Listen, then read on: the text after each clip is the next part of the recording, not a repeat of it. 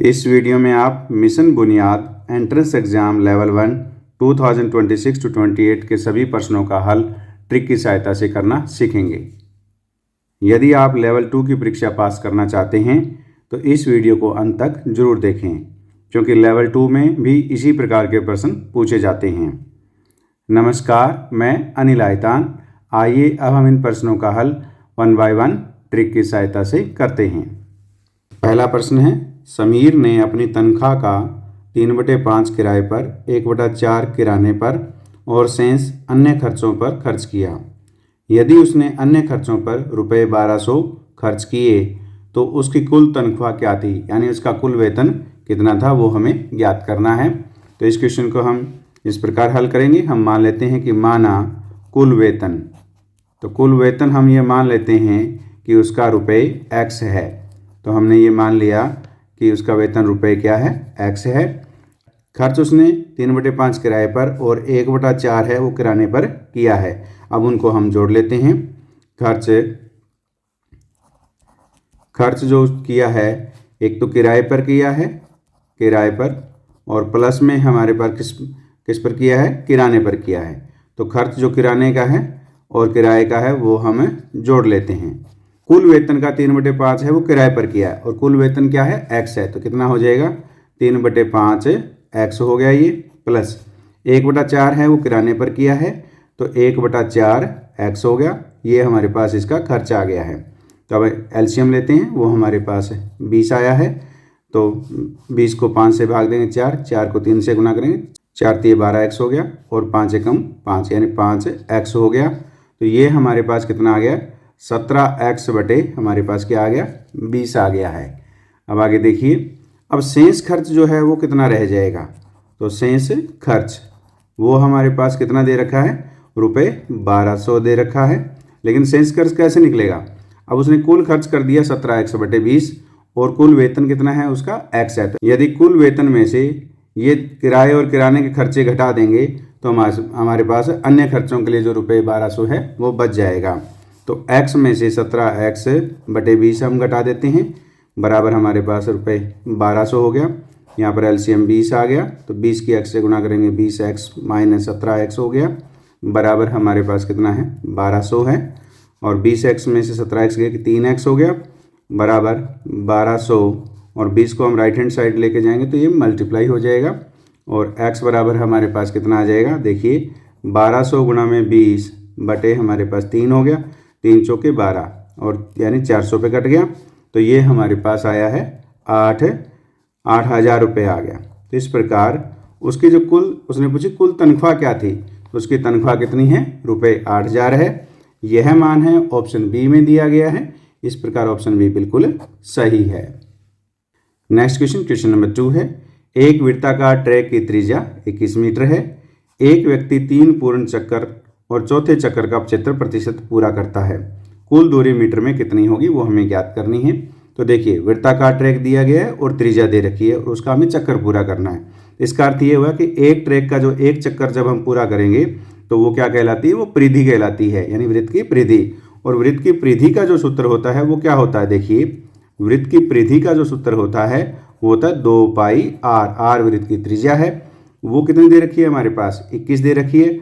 तो एक चक्कर की दूरी हमारे पास किस प्रकार आ जाएगी, 2 गुना में पाई का मान क्या है, 22/7।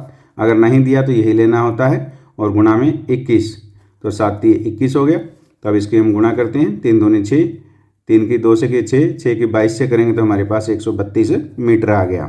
तो इस प्रकार एक चक्कर की दूरी हमारे पास ये दी गई है। अब चक्कर कितने हैं वो हम देखते हैं, कुल चक्कर कितने लगे हैं।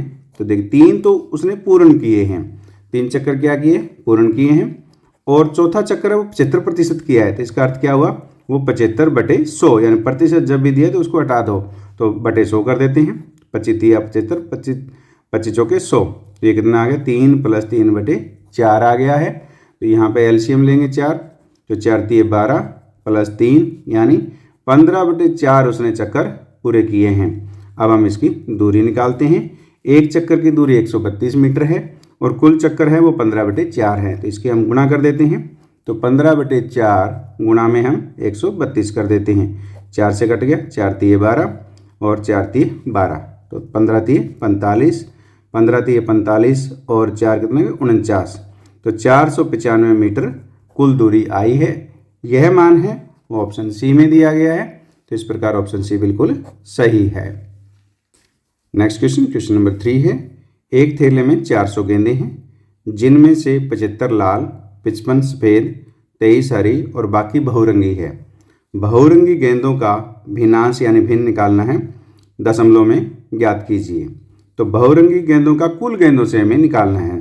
तो सबसे पहले हम क्या निकालेंगे, बहुरंगी गेंदें कितनी हैं वो हम ज्ञात करेंगे। तो हमारे पास कुल गेंदें कितनी हैं, उसमें से जो दी गई गेंदें हैं वो घटा देते हैं, बाकी हमारे पास जो बच जाएंगी वो क्या बच जाएंगी, बहुरंगी बच जाएंगी। तो देखिए कुल गेंदें हमारे पास 400 दे रखी है। 400 गेंदों में से बाकी 75 लाल है, तो इनको 75 लाल प्लस 55 है वो सफ़ेद है, 55 सफ़ेद हो गई। और उसके बाद हमारे पास है 23 हरी है, तो 23 हरी। इन तीनों को जोड़ करके हम 400 में से घटा देंगे तो हमें बहुरंगी गेंदों की संख्या मिल जाएगी। तो देखिए कितने आएगी, 75 के अंदर हम 55 जोड़ेंगे तो हमारे पास कितना आ जाएगा, 130 आ जाएगा। 130 में अगर हम 23 जोड़ेंगे तो हमें 153 मिलेगा, माइनस है -153। तो 400 में से 153 को हम माइनस करेंगे तो हमारे पास 247 आ जाएगा। तो हमें भिन्न निकालना है, तो भिन्न किसका निकालना है, बहुरंगी गेंदों का। तो उनकी संख्या कितनी है, 247 है। और कुल गेंदें कितनी हैं, वो हमारे पास 400 है। 400 से भाग दे दीजिए इसको, 247 को 400 से भाग देने पर हमारे पास आएगा 0.6175 आएगा। आप ये भाग करके देख सकते हो। तो इस प्रकार यह जो मान है वो ऑप्शन बी में दिया गया है, तो इस प्रकार ऑप्शन बी बिल्कुल सही है। नेक्स्ट क्वेश्चन, क्वेश्चन नंबर 4 है, एक पार्टी में महिलाएं और पुरुषों का अनुपात 3:2 है। यदि 20 और पुरुष शामिल हो जाएं तो अनुपात उल्टा हो जाता है, यानी जो 3:2 दिया गया है वो 2:3 हो जाता है। तो महिलाओं की संख्या कितनी थी वो हमें बतानी, यानी पहले महिलाओं की संख्या कितनी थी वो हमें बतानी है। जब भी अनुपात दिया गया हो तो उनको हम इस प्रकार मानते हैं कि माना महिलाएं दे रखी है पहले, महिलाएं, तो देखिए महिलाओं का जो अनुपात है वो पहला है, वो कितना 3 है। तो 3 के साथ x की गुणा कर दो तो ये महिलाओं की संख्या हो गई। अब हम मान लेते हैं कि पुरुष कितने हैं, तो पुरुष हमारे पास उनका अनुपात कितना दे रखा है, 2 दे रखा है, तो वो कितना हो गया, 2x हो गया। अब ये हमारे पास संख्या आ गई है। अब 20 पुरुष और शामिल हो गए हैं तो अनुपात है वो उल्टा हो जाता है। तो महिलाएं तो वही की वही रहती हैं, और महिलाएं हमारे पास कितनी हैं, महिलाएं तो पहले कितनी है, 3x है, और पुरुष कितने थे पहले, वो 2x थे, तो 2x। अब इसमें क्या है, 20 पुरुष और आ गए थे, 20 जोड़ दीजिए इसमें बराबर। तो जो 3:2 था वो कितना हो गया, 2:3, यानी 2/3 हो गया। अब इनके क्रॉस मल्टीप्लाई करते हैं, 3 की 3x से मल्टीप्लाई करेंगे तो कितना हो जाएगा, 9x हो जाएगा। और 2 की हम 2x + 20 से गुणा करते हैं, तो 2x + 20 को हमने 2 से गुणा करना है। तो आगे देखिए ये हो गया 9x बराबर 2 की 2x से करेंगे कितना आ गया, 4x + 2 की 20 से करेंगे कितना आ गया, 40। अब 4x को लेफ्ट हैंड साइड ले आएंगे, 9x - 4x हो जाएगा, = हमारे पास 40 है। 9x - 4x कितना हो गया, 5x, = कितना हो गया, 40 हो गया। तो x = कितना होगा, 40/5। तो काटेंगे कितना, x की वैल्यू कितनी आ गई है, 8 आ गई है। हमारे से पूछा है कि महिलाओं की संख्या कितनी है, और महिलाएं कितनी हैं हमारे पास 3x है, तो बराबर 3x की यहाँ पर जो x का मान आया वो यहाँ रख दीजिए, 3 के 8 से गुणा करेंगे कितना आ गया, 24। इस प्रकार कुल महिलाओं की संख्या है वो 24 है। यह मान है वो ऑप्शन सी में दिया गया है, इस प्रकार ऑप्शन सी बिल्कुल सही है। नेक्स्ट क्वेश्चन, क्वेश्चन नंबर 5 है, एक बल्लेबाज ने 100 रन बनाए, उसने 3 चौके 8 छक्के लगाए और बाकी रन विकेटों के बीच दौड़कर बनाए। कुल स्कोर में दौड़कर बनाए गए रनों का प्रतिशत हमें ज्ञात करना है। तो सबसे पहले हम दौड़कर जो रन बनाए गए हैं उनका मान हम ज्ञात करते हैं, तो कितना होगा देखिए। तो हमारे पास दौड़कर रन जो बनाए गए हैं वो किस प्रकार निकलेंगे, दौड़कर रन बनाए जो हैं, तो कुल रन उसने कितने बनाए हैं, 100 बनाए हैं, माइनस अब 3 चौके लगाए हैं, यानी 1 चौके के रन होते हैं 4, तो 3 को 4 से गुणा कर दो, 3 × 4 हो गया, प्लस 8 छक्के लगाए हैं, तो 1 छक्के का रन होता है 6, तो 8 को 6 से गुणा कर दो। तो चौके और छक्के के रूप में बनाए हैं वो ये रन है, उसको हम 100 में से घटा देते हैं, तो 100 माइनस 3 चौके 12, 8 छके 48 हो गया। अब ये हमारे पास 100 माइनस 12 और 48 कितना हो गया, 60 हो गया। तो इस प्रकार हमारे पास कितना आ गया, 40 आ गया। अब पूछा है कुल स्कोर में दौड़कर बनाए गए रनों का प्रतिशत। तो दौड़कर बनाए गए जो रन हैं उनका प्रतिशत हम किस प्रकार निकालते हैं। दौड़कर बनाए गए रनों का जो प्रतिशत है वो इस प्रकार निकलेगा। तो हमारे पास कितने बनाए दौड़कर रन, 40, और कुल रन कितने हैं, 100 है, तो बटे 100 हो गया। गुणा में हम क्या करते हैं, प्रतिशत के लिए गुणा में हम 100 करते हैं, तो 100 से 100 काट दीजिए तो कितना आ गया, 40। इस प्रकार 40% है। ये सीधा भी है क्योंकि 100 में से 40 का मतलब वो 40% ही कहलाता है। बस ये मैंने आपको प्रतिशत कैसे निकालते हैं वो करके दिखाया है। इस प्रकार दौड़कर बनाए गए रनों का प्रतिशत 40% है। यह मान है ऑप्शन बी में दिया गया है। इस प्रकार ऑप्शन बी बिल्कुल सही है। नेक्स्ट क्वेश्चन नंबर 6 है। पूजा हर महीने 25% पेट्रोल बचाती है। यदि वह प्रति माह 20 लीटर पानी बचाता है तो मासिक खपत है, यहाँ पानी नहीं है, ये क्या है, पेट्रोल है। आप इसमें देख लीजिए, Pooja saves 25% petrol every month if he saves 20 litre per month, यानी क्या सेव करते हैं वो, petrol. Then the monthly consumption is, यानी उसकी मासिक खपत क्या है वो हमें ज्ञात करनी है। तो ये मिसप्रिंट है यहाँ पर। तो अब हमने जो मासिक खपत है वो हमें ज्ञात करनी है। तो वो किस प्रकार ज्ञात करेंगे, देखिए। तो कुल हम मान लेते हैं, कुल खपत जो है हम मान लेते हैं उसकी वो x है, यानी कुल खपत हमारे पास कितने मान ली हमने, वो x लीटर मान ली। तो x लीटर खपत है उसकी कुल, और पूजा हर महीने 25% पेट्रोल बचाती है। तो x गुना में 25%, तो प्रतिशत हटाने के लिए बटे हम 100 कर देते हैं, और वो कितना दे रखा है उसने, वो 20 लीटर बचाती है। तो यानी ये हमारे पास बचत आ गई है, वो हम बराबर 20 रख लेते हैं। अब इसको हल करते हैं, 25 चौका 100 हो गया, यानी x बटे 4 बराबर हमारे पास 20 आ गया। तो x बराबर कितना आ जाएगा, 20 को 4 से गुना कर दो तो वो कितना आ गया, 80 लीटर आ गया। इस प्रकार कुल खपत जो है वो 80 लीटर है। यह मान है वो ऑप्शन सी में दिया गया है। तो इस प्रकार ऑप्शन सी बिल्कुल सही है। नेक्स्ट क्वेश्चन नंबर 7 है। एक आयत की लंबाई उसकी चौड़ाई की 3 गुनी है। यदि आयत की चौड़ाई 3 मीटर है तो खेत का परिमाप ज्ञात कीजिए। तो यहाँ पर चौड़ाई दे रखी है, कितनी दे रखी है, 3 मीटर दे रखी है। तो चौड़ाई बराबर हमारे पास कितना हो गया, 3 मीटर हो गया। अब जो लंबाई है उसकी तुलना किससे की गई है, उसकी तुलना चौड़ाई से की गई है। लंबाई उसकी चौड़ाई की 3 गुनी है, तो लंबाई जो है वो चौड़ाई की 3 गुनी, तो 3 गुना में 3 कर दीजिए, तो 3 कितना हो गया, 9 मीटर। तो इस प्रकार लंबाई है वो 9 मीटर है। अब हमें क्या निकालना है, परिमाप निकालना है। तो परिमाप, तो आयत का जो परिमाप होता है वो क्या होता है, 2 ब्रैकेट लंबाई प्लस चौड़ाई होता है। तो 2 ब्रैकेट L का मतलब यहाँ पर लेंथ है, B से हमारे पास ब्रेड्थ है, यानी ये लंबाई है, ये चौड़ाई है।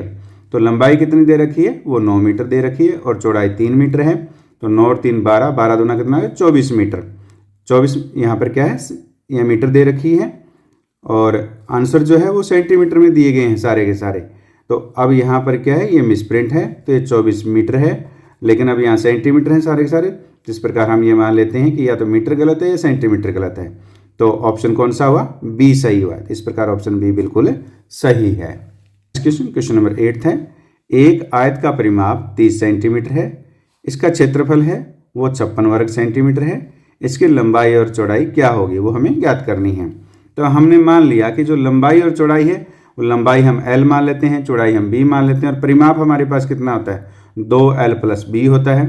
तो परिमाप हमारे पास कितना दे रखा है, 30 सेंटीमीटर है। तो परिमाप हमारे पास है वो होता है 2 ब्रैकेट L + B, यानी लंबाई जमा चौड़ाई होता है, वो बराबर हमारा 30 दिया गया है। तो L + B का मान कितना आ गया, 30/2। तो काटेंगे कितना आ गया, 15 आ गया, यानी लंबाई और चौड़ाई का जोड़ है वो 15 है। और क्षेत्रफल है वो कितना दे रखा है, 56 वर्ग सेंटीमीटर दे रखा है, यानी L गुणा B है वो हमारे पास 56 सेंटीमीटर स्क्वायर दिया गया है। ये हमारे पास 15 सेंटीमीटर है। तो अब हम इसके जो ऑप्शन दिए गए उसमें से देखते हैं किन दो का जोड़ 15 होता है और गुणा 56 होती है। तो 7 में 8 जोड़े तो 15 हो गया, और 7 8 क्या हो गया, 56 हो गया। ये सही है। और भी देख लेते हैं कोई है क्या, 14 चौके 56 तो है, लेकिन इनका जोड़ करेंगे तो ये 18 हो जाएगा। ये 28 दूना 56 तो है, लेकिन इन दोनों का जोड़ करेंगे 30 हो जाएगा। 12 6 72 है, ये है ही नहीं। तो इस प्रकार जो सही ऑप्शन है वो कौन सा, ऑप्शन ए है। यानी इन दोनों मानों को जब हम जोड़ेंगे, 7 में 8 जोड़ेंगे तो 15 आएगा, और 7 8 क्या हो गया 56। तो इस प्रकार ऑप्शन ए है वो बिल्कुल सही है। इस प्रकार लंबाई 7 सेंटीमीटर है और चौड़ाई 8 सेंटीमीटर है। नेक्स्ट क्वेश्चन 9th है। एक दुकानदार ने 90 किलोग्राम चावल का एक थैला खरीदा। उसने उसका 1/3 भाग बेच दिया। चावल का शेष द्रव्यमान ग्राम में ज्ञात कीजिए, वो हमें ज्ञात करना है। तो दुकानदार ने 90 किलोग्राम का एक थैला खरीदा और 1/3 भाग बेच दिया। तो शेष भाग है वो कितना रह जाएगा, देखिए शेष भाग वो हमारे पास कितना आएगा। तो कुल हमारे पास कितना है 90 किलोग्राम है, उसमें से 1/3 भाग बेच दिया। तो वो 1/3 किसका बेचा 90 किलोग्राम का बेचा, ये उसने बेच दिया। तो 3 से 90 को काटेंगे तो वो 30 पर कट गया। तो हमारे पास 90 में से हम 30 किलोग्राम घटा देंगे तो वो कितना आ जाएगा हमारे पास है 60 किलोग्राम आ जाएगा। तो ये हमारे पास क्या है शेष जो चावल है वो बचा हुआ उसका मान आ गया। तो द्रव्यमान ग्राम में पूछा है, तो 1 किलोग्राम में कितना होता है 1000 ग्राम होता है। तो 1000 से उसको गुणा कर दीजिए। तो 60 को हम 1000 से गुणा करेंगे तो कितना आ जाएगा 60,000 ग्राम आ जाएगा।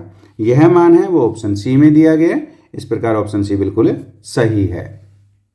नेक्स्ट क्वेश्चन नंबर 10 है। एक मिश्र धातु में 65% एल्यूमिनियम और शेष जस्ता है। तो 400 ग्राम मिश्र धातु में जस्ते का भार है। तो सबसे पहले हमारे पास यहाँ पर दिया गया 65% क्या है एल्यूमिनियम है। तो जस्ता कितना प्रतिशत है वो हम ज्ञात कर लेते हैं। तो जस्ता कुल क्या होता है 100 होता है। तो 100% में से जो हमें एल्यूमिनियम दिया गया उसको घटा देते हैं। तो 65 हम घटा देते हैं तो 100 में 65 गया कितना आ गया 35। तो इस प्रकार 35% है वो क्या है जस्ता है। कुल जो मिश्र धातु है वो 400 किलोग्राम है। इसमें हमने जस्ते का भार निकालना है। तो जस्ते का जो भार है वो कितना आएगा, देखिए जस्ते का जो भार आएगा वो इस प्रकार कुल कितना है 400 किलोग्राम है। इसका 35% निकाल देते हैं। तो 35% हटाएंगे तो बटे 100 आ जाएगा। तो 2 0 कट गई। तो हमारे पास 35 को हम 4 से गुणा करेंगे कितना आएगा 140। तो इस प्रकार जस्ते का भार है वो 140 किलोग्राम है। यह मान है ऑप्शन बी में दिया गया। इस प्रकार ऑप्शन बी बिल्कुल सही है। नेक्स्ट क्वेश्चन में दिया गया यदि 12 पेंसिलों वाले 25 पैकेटों का मूल्य ₹750 है तो 8 पेंसिलों वाले 30 पैकेटों का मूल्य क्या होगा वो हमें ज्ञात करना है। सबसे पहले हम 12 पेंसिलों और 25 पैकेटों का मूल्य जो 750 दिया गया है यहाँ से हम एक पेंसिल का मूल्य ज्ञात करेंगे। उससे पहले हम पेंसिलों की संख्या ज्ञात करेंगे कुल पेंसिलें कितनी हैं। तो हमारे पास जो पेंसिल है वो कितनी है, देखिए कुल पेंसिल वो इस प्रकार निकलेगी कुल पेंसिल। तो हमारे पास एक जो 12 पेंसिलों वाले 25 पैकेट यानी एक पैकेट में कितनी पेंसिल है 12 है और कुल पैकेट कितने दे रखे हैं हमारे पास 25। तो 12 को आप 25 से गुणा कर दीजिए। तो 12 को जब हम 25 से गुणा करेंगे तो वो कितना आ जाएगा 300। अब कुल पेंसिल हमारे पास कितनी आ गई 300 आ गई है और मूल्य कितना दे रखा है हमारे पास 750। तो एक पेंसिल का मूल्य क्या आएगा वो देखिए, एक पेंसिल का मूल्य वो हम इस प्रकार ज्ञात करेंगे। तो मूल्य हमारे पास कितना है ₹750 है। उसको कुल पेंसिलों से भाग दे दीजिए तो हमें एक पेंसिल का मूल्य मिल जाएगा। 0 से 0 कट गया। ये हमारे पास 25 दिया 75 और बटे हमारे पास 10। अब 2 से काटेंगे 5 से काटेंगे 2 पर कट गया और 5। तो हमारे पास ये कितना आ गया है, ये हमारे पास है 5/2 आ गया है। अब देखिए अब हमने जो 8 पेंसिल और 30 पैकेटों का मूल्य ज्ञात करना है। अब मूल्य इनका कितना होगा वो देखिए, हमारे पास इनके पहले पेंसिल निकालेंगे तो 8 पेंसिल हैं एक पैकेट में और पैकेट कितने हैं 30 है। तो गुणा 30 और गुणा में एक पेंसिल का ये क्या आ गए, अब जो पेंसिलों की संख्या वो आ गई है और इसके एक पेंसिल के मूल्य से हम गुणा कर देते हैं। तो ये इससे 15 पर कट गया। तो 15 5 75 हो गया। 75 को हम 8 से गुणा करते हैं तो 8 5 40 4 8 7 56 और 4 कितना हो गया 60 हो गया। तो इस प्रकार रुपए कितना आया है 600 आया है। अब जो 8 पेंसिल और 30 पैकेटों का जो मूल्य है वो ₹600 है। यह मान है वो ऑप्शन ए में दिया गया। इस प्रकार ऑप्शन ए बिल्कुल सही है। नेक्स्ट क्वेश्चन में एक त्रिभुज के कोण 1:2:3 के अनुपात में है। सबसे बड़े कोण का माप है। तो सबसे पहले हमें मालूम है कि त्रिभुज के तीनों कोणों का योग कितना होता है वो 180 डिग्री होता है। और जब भी अनुपात दिया गया हो उसमें किसी भी भाग का हमें मान निकालना हो तो उसको हम इस प्रकार निकालते हैं। तो यहाँ क्या है सबसे बड़े कोण का मान। निकालना है। तो इसमें सबसे बड़ा अनुपात कौन सा है? 3 है। तो यही जो मान है वो सबसे बड़े कोण का है। तो यहाँ पर कैसे आएगा देखिए, बट 3 वो पहले हमने अंश में लेना है जो बड़ा भाग है, और हर में यानी इन तीनों को जोड़ देना है। 1 में 2 जोड़ेंगे 3, और 3 कितने हो गए? 6 हो गए। तो बटे 6 कर देने हैं, और गुणा हमने ये 3/6 जो भाग है वो सबसे बड़े कोण का है। और किसका है? कुल कोण का। कुल कोण कितने होता है? 180 डिग्री होता है। तो उसको गुणा कर दीजिए। 6 3 18 यानी ये 30 पर कट गया। तो हमारे पास 30 की 3 से करेंगे कितना आ गया? 90 डिग्री आ गया। इस प्रकार सबसे बड़े कोण का जो मान है वो 90 डिग्री आया है। यह मान है ऑप्शन सी में दिया गया। इस प्रकार ऑप्शन सी बिल्कुल सही है। नेक्स्ट क्वेश्चन 13 है। 5 घंटियां एक साथ बजना शुरू करती हैं और क्रमशः 6 7 8 9 और 12 सेकंड के अंतराल पर बजती हैं। कितने सेकंड बाद वे फिर से एक साथ बजेंगी? तो इस प्रकार के क्वेश्चन को हल करने की जो ट्रिक है, इन सभी का एलसीएम निकाल दीजिए। जो एलसीएम का मान आएगा उतने सेकंड बाद ही पुनः घंटियां एक साथ बजेंगी। तो अब हम इनका एलसीएम निकालते हैं। एलसीएम किस किस का हमने निकालना है? देखिए 6 7 8 9 और 12 का निकालना है। तो इसका एलसीएम किस पे जाएगा? 2 पे। 3 आ गया, ये 7 एज इट इज़। 8 को 2 से भाग देंगे 4, 9 एज इट इज़, और ये 6 आ गया। अब फिर 2 से हम भाग दे देते हैं। तो 3 7 हमारे पास 2 और 9 और यहाँ पर 3 आ गया। अब हम 3 से देते हैं तो कितना आएगा? 1 7 2 3 और ये 1 हो गया। ये सारे अलग अलग हैं तो आगे करने की आवश्यकता नहीं है। तो देखिए इनके गुणा कर देते हैं एलसीएम। तो हमारे पास कितना आएगा? 2 गुणा में 2 गुणा में 3 और गुणा में हमारे पास 7 गुणा में 2 और गुणा में 3 हो गया। तो देखिए 2 दूनी 4, 4 3 12, 12 7 84, 84 दूना 168 हो गया। 84 2 से करेंगे 168। 168 की जब हम 3 से गुणा करेंगे तो हमने देखो 168 और गुणा हमें 3 कर देते हैं। तो कितना आएगा? देखिए 8 3 24, 2 6 3 18 और 2 कितना? 20, 2 3 एकम 3 और 2 कितना है? 5। तो इसका मतलब 504 सेकंड बाद है पुनः घंटियां एक साथ बजेंगी। तो यह मान है ऑप्शन सी में दिया गया। इस प्रकार ऑप्शन सी बिल्कुल सही है। नेक्स्ट क्वेश्चन, क्वेश्चन नंबर 14 है। किसी गांव की जनसंख्या का 5/9 भाग पुरुष हैं। यदि 30% पुरुष विवाहित हैं तो अविवाहित पुरुषों के प्रतिशत जनसंख्या क्या है वो हमें ज्ञात करनी है। तो सबसे पहले हमारे पास पुरुष कितने प्रतिशत विवाहित हैं? वो 30% है। तो अविवाहित पुरुष जो हैं उनका हम प्रतिशत निकालते हैं। तो अविवाहित जो हमारे पास पुरुष हैं वो कितने हैं? अविवाहित पुरुष का जो प्रतिशत है उसको हम इस प्रकार निकालेंगे। कुल प्रतिशत होता है 100। तो 100 में से कितने प्रतिशत विवाहित हैं? 30। तो 100 में से 30 घटा दीजिए तो कितने आ गए? 70%। तो 70% जो पुरुष हैं वो क्या है? विवाहित हैं। तो पूछा है कि वो कितने प्रतिशत जनसंख्या का है। तो हमारे पास 5/9 भाग पुरुष है और पुरुष कितने दे रखे हैं? 70% दे रखे हैं। तो 70%। तो ये हमारे पास कितना आ गया? 350/9 हो गया, क्योंकि 5 को हमने 70 से गुणा की प्रतिशत। अब हम 350 को जब हम 9 से भाग देंगे तो ये 38 सही 8/9 आएगा। तो इस प्रकार कुल जनसंख्या का जो है 38 सही 8/9% पुरुष जो हैं वो क्या हैं? अविवाहित पुरुष हैं। तो इस प्रकार हमने ये मान ज्ञात किया। यह मान है ऑप्शन सी में दिया गया। इस प्रकार सही ऑप्शन सी है। नेक्स्ट क्वेश्चन, क्वेश्चन नंबर 15 है। वह सबसे छोटी संख्या जिसे 4 6 8 12 और 16 से विभाजित करने पर प्रत्येक स्थिति में शेषफल 2 बचता है। तो यह क्वेश्चन भी क्वेश्चन नंबर 13 की तरह ही है।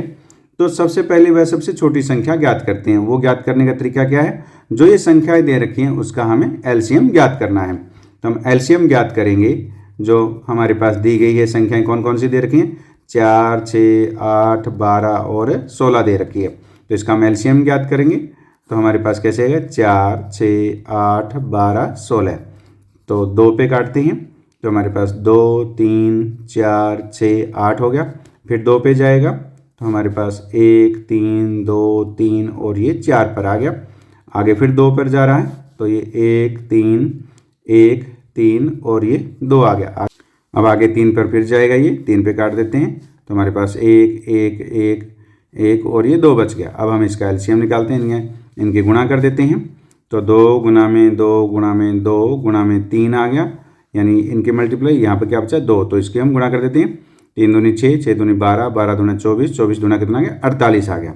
तो एलसीएम 48 आया है। अब हमें क्या निकालनी है, संख्या निकालनी है जिसमें शेषफल 2 बचता है। तो शेषफल 2 तभी बचेगा जब हम इसमें 48 में 2 जोड़ देंगे। तो 48 में 2 जोड़ देंगे तो हमारे पास कितना आ जाएगा 50 आ जाएगा। इस प्रकार इस संख्या को यानी 50 को 4 से भाग दें, 6 से भाग दें, 8 से या 12 से या 16 से किसी से भाग देंगे तो हर स्थिति के अंदर शेषफल क्या बचेगा 2 बचेगा। तो इस प्रकार का जब भी क्वेश्चन पूछा हो तो एलसीएम निकाल करके जो शेषफल दे रखा है उसमें जोड़ दीजिए, वही अभीष्ट संख्या होगी। यह मान है वो ऑप्शन डी में दिया गया है। तो इस प्रकार ऑप्शन डी बिल्कुल सही है। नेक्स्ट क्वेश्चन 16 में दिया गया है, एक कार्यालय में कार्य समय सुबह 10:30 बजे से शाम 5:30 बजे तक है और इस बीच 30 मिनट दोपहर के भोजन में व्यतीत होते हैं, यानी 30 मिनट का अंतराल है जिसमें भोजन किया जाता है। कार्यालय समय और दोपहर के भोजन में व्यतीत समय का अनुपात ज्ञात कीजिए। तो सबसे पहले हम कार्यालय का समय ज्ञात करते हैं। तो वो कैसे ज्ञात होगा, देखिए कार्यालय समय तो वो हमारे पास कितना आएगा। तो जब हमारे पास कार्यालय समय इस प्रकार निकालेंगे, इन दोनों का हम अंतर निकालेंगे। तो शाम का समय है वो 5:30 है, तो शाम का है ना 12 बजे, यानी 24 घंटे के रूप में इसे परिवर्तन कर लीजिए। तो 5:30 बजे को हम क्या लिखेंगे, 12 में 5 जोड़ेंगे 17, तो 17:30 पर कार्यालय का समय खत्म होता है। और सुबह का समय कितना दे रखा है 10:30, तो इसमें से घटा दीजिए तो हमारे पास 0 0, ये 17 में से 10 के कितने 7। इस प्रकार 7 घंटे का जो समय है वो कार्यालय का समय है। तो समय की हम क्या बना लेते हैं, मिनट बना लेते हैं, क्योंकि हमारे पास है जो 30 मिनट की बात हो रही है तो समय मिनट में, तो वो कितना आ जाएगा देखिए। तो 7 घंटे, 1 घंटे में कितनी मिनट होती हैं 60 होती हैं, इसलिए 420 मिनट जो है वो कार्यालय लगता है। और दोपहर के भोजन का जो समय है वो 30 मिनट है, तो वो हम अनुपात ज्ञात करते हैं, अनुपात। अब जो हमें अनुपात ज्ञात करना है वो कार्यालय समय और दोपहर के भोजन में व्यतीत समय का अनुपात ज्ञात करना है। तो पहले जो मान दिया गया है वो कार्यालय समय का दिया गया है, तो कार्यालय समय कितना है 420 है। और उसके बाद इसका जो अनुपात निकालें दोपहर के भोजन के समय से, वो कितना है 30 है, तो बटे 30 कर देते हैं, 0 से 0 कट गया, 3 एकम 3 और ये 14 3 42, यानी 14/1 आया है। तो अनुपात कितना आ जाएगा 14:1 आ जाएगा। यह जो मान है ऑप्शन सी में दिया गया। इस प्रकार सही ऑप्शन सी है। क्वेश्चन नंबर 17 है, 78 को 2 भागों में इस प्रकार विभाजित किया गया है कि पहले भाग का 5 गुना और दूसरे भाग का 4 गुना 15:14 के अनुपात में है, तो पहला भाग है। तो यानी 78 को 2 भागों में विभाजित करना है। तो देखिए इस क्वेश्चन को हम इस प्रकार करेंगे। तो पहला भाग हम मान लेते हैं कि वो हमारे पास कितना है x है। अब हम दूसरा भाग देखते हैं कितना रह जाएगा। तो दूसरा भाग कैसे होगा, तो कुल कितने हैं 78 दे रखा है, कुल हमें 78 दिया गया है। तो 78 में से पहला भाग घटा दीजिए, 78 माइनस x कर देंगे, तो ये हमारे पास दूसरा भाग आ गया। अब कंडीशन क्या दे रखी है, पहले भाग का 5 गुना, तो पहला भाग क्या है हमारे पास x है, तो x को 5 से गुणा कर देंगे तो 5x आ गया, बराबर किसके, और दूसरे भाग का है वो 4 गुना, दूसरा भाग है 78 माइनस x है, तो इसको बटे करके 4 से गुणा कर देते हैं, 78 माइनस x हो गया। तो ये जो अनुपात दिया गया है वो कितना दे रखा है 15:14 दे रखा है, तो बराबर हमारे पास कितना आ गया 15/14 आ गया, यानी इस अनुपात में ये दिया गया। अब इनके हम क्रॉस मल्टीप्लाई करते हैं, 14 की 5x से गुणा करेंगे तो 5x गुणा 14 हो गया, बराबर 15 गुणा में 4 78 माइनस x हो गया, यानी इसकी इससे गुणा कर देते हैं। अब इसको आगे हल करते हैं तो 14 5 70 हो गया, 70x हो गया, बराबर हमारे पास 15 चौके 60, तो 60 गुणा में 78 हो गया माइनस 60x हो गया। अब 60x को हम लेफ्ट हैंड साइड लाएंगे तो 70x माइनस प्लस हो जाएगा, माइनस है तो प्लस हो जाएगा, 60x हो गया, बराबर हमारे पास 60 गुणा में 78 है। तो इनको हम जोड़ेंगे तो कितना आ गया 130x आ गया, बराबर हमारे पास 60 गुणा में 78 है। तो x बराबर हमारे पास कितना आएगा 60 गुणा में 78, और 130 को हम राइट हैंड साइड लेके जाएंगे तो बटे में आ जाएगा, तो 0 से 0 काट दीजिए, 13 6 78 हो गया। तो x बराबर हमारे पास कितना आ गया 36। x क्या है पहला भाग है, इस प्रकार पहले भाग का मान है वो 36 है यानी 36 है। यह मान है ऑप्शन बी में दिया गया है, तो इस प्रकार ऑप्शन बी बिल्कुल सही है। नेक्स्ट क्वेश्चन, क्वेश्चन नंबर 18 है। गायत्री की वार्षिक आय रुपये 1,60,000 है। वह इसका 15% मकान किराए के रूप में, शेष का 10% अपने बच्चों की शिक्षा पर खर्च करती है। उसके बाद शेष राशि है। इस प्रकार का क्वेश्चन पहले भी एक खर्च के रूप में आ चुका है और पिछले साल भी इस प्रकार का बुनियाद लेवल 2 की परीक्षा में भी ऐसा प्रश्न पूछा गया था। तो देखिए, आइए अब हम इसको हल करते हैं। तो कुल जो आय है वो हमारे पास कितनी दे रखी है? कुल आय है वो हमारे पास दी गई है 1,60,000 दे रखी है। वह इसका 15% मकान किराए के रूप में, तो पहले हम मकान किराए के रूप में जो खर्च किया गया है वो हम निकालते हैं। तो किराया कितना आएगा? किराए के रूप में जो खर्च है वो देखिए, किराया खर्च कितना हो जाएगा? वो 1,60,000 का क्या है? 15% है, तो 15/100 कर देते हैं। तो 2 0 से 2 0 कट गई। अब हमारे पास 2 0 ये आ गई। अब 16 को जब हम 15 से गुणा करेंगे तो हमारे पास 240 आएगा। तो इस प्रकार 24,000 रुपये हैं उसने किराए पर खर्च किए। अब हमें इसकी शेष राशि निकालनी है। तो शेष कितना बच गया? 1,60,000 में से 24,000 हमें घटा देते हैं, तो वो हमारे पास बच गया 1,36,000 बच गए। तो इस प्रकार अब जो शेष राशि है वो 1,36,000 है और उसका शेष का 10% वह अपने बच्चों की शिक्षा पर खर्च करती है। तो शिक्षा पर जो खर्च है वो कितना आ जाएगा? देखिए, तो शिक्षा पर जो खर्च आएगा वो इस प्रकार आएगा। वो शेष राशि का 1,36,000 है, इसका 10% हम निकालते हैं। तो 10% हो गया, प्रतिशत को हटाएंगे तो बटे में 100 आ गया। 2 0 से 2 0 कट गई। तो ये हमारे पास कितना आ गया? 13,600 रुपये उसने शिक्षा पर खर्च किए। तो अब शेष राशि है वो कितनी रह गई है? तो शेष 1,36,000 में से ये घटा दीजिए, 1,36,000 माइनस 13,600। तो जब हम इसको घटाएंगे तो हमारे पास 1,22,400 रुपये शेष राशि आएगी। यह मान जो है वो ऑप्शन बी में दिया गया। इस प्रकार ऑप्शन बी बिल्कुल सही है, क्योंकि उसके पास शेष राशि कितनी है वो हमने ज्ञात की। तो इस प्रकार हमने क्वेश्चन नंबर 18 को सॉल्व किया। नेक्स्ट क्वेश्चन, क्वेश्चन नंबर 19 है। सरलीकृत कीजिए। ये हमारे पास ब्रैकेट में जो संख्याएं दे रखी है इसको हल करके हमें मान ज्ञात करना है। तो इस प्रकार के क्वेश्चन इस क्वेश्चन पेपर के अंदर लगभग 5 से 6 क्वेश्चन आए हुए हैं। तो इस प्रकार के क्वेश्चन को सॉल्व करने के जो तरीका है वो ये है बोर्ड मास। ये आपने नाम सुना होगा, बोर्ड मास। तो इसकी सहायता से हम इस प्रकार के प्रश्नों को हल करेंगे।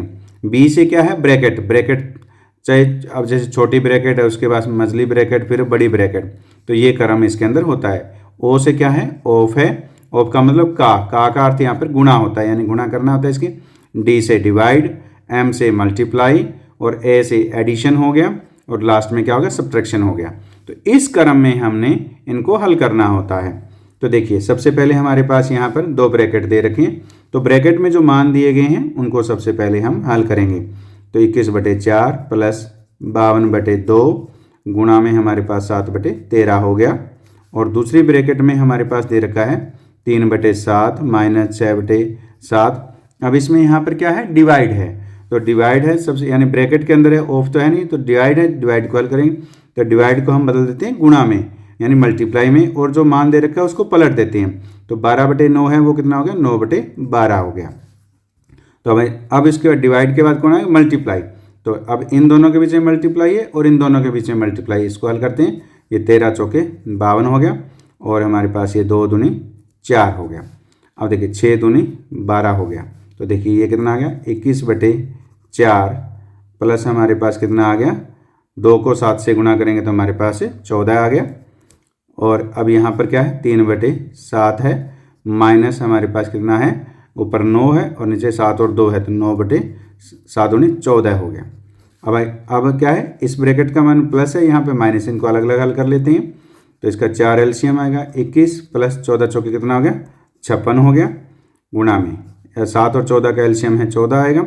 14 को 7 से भाग देंगे 2, 2 की 3 से 6 और माइनस 14 एकम 14 और 9 एकम 9 हो गया। तो इसको हमने, अब हम इसको आगे हल करते हैं।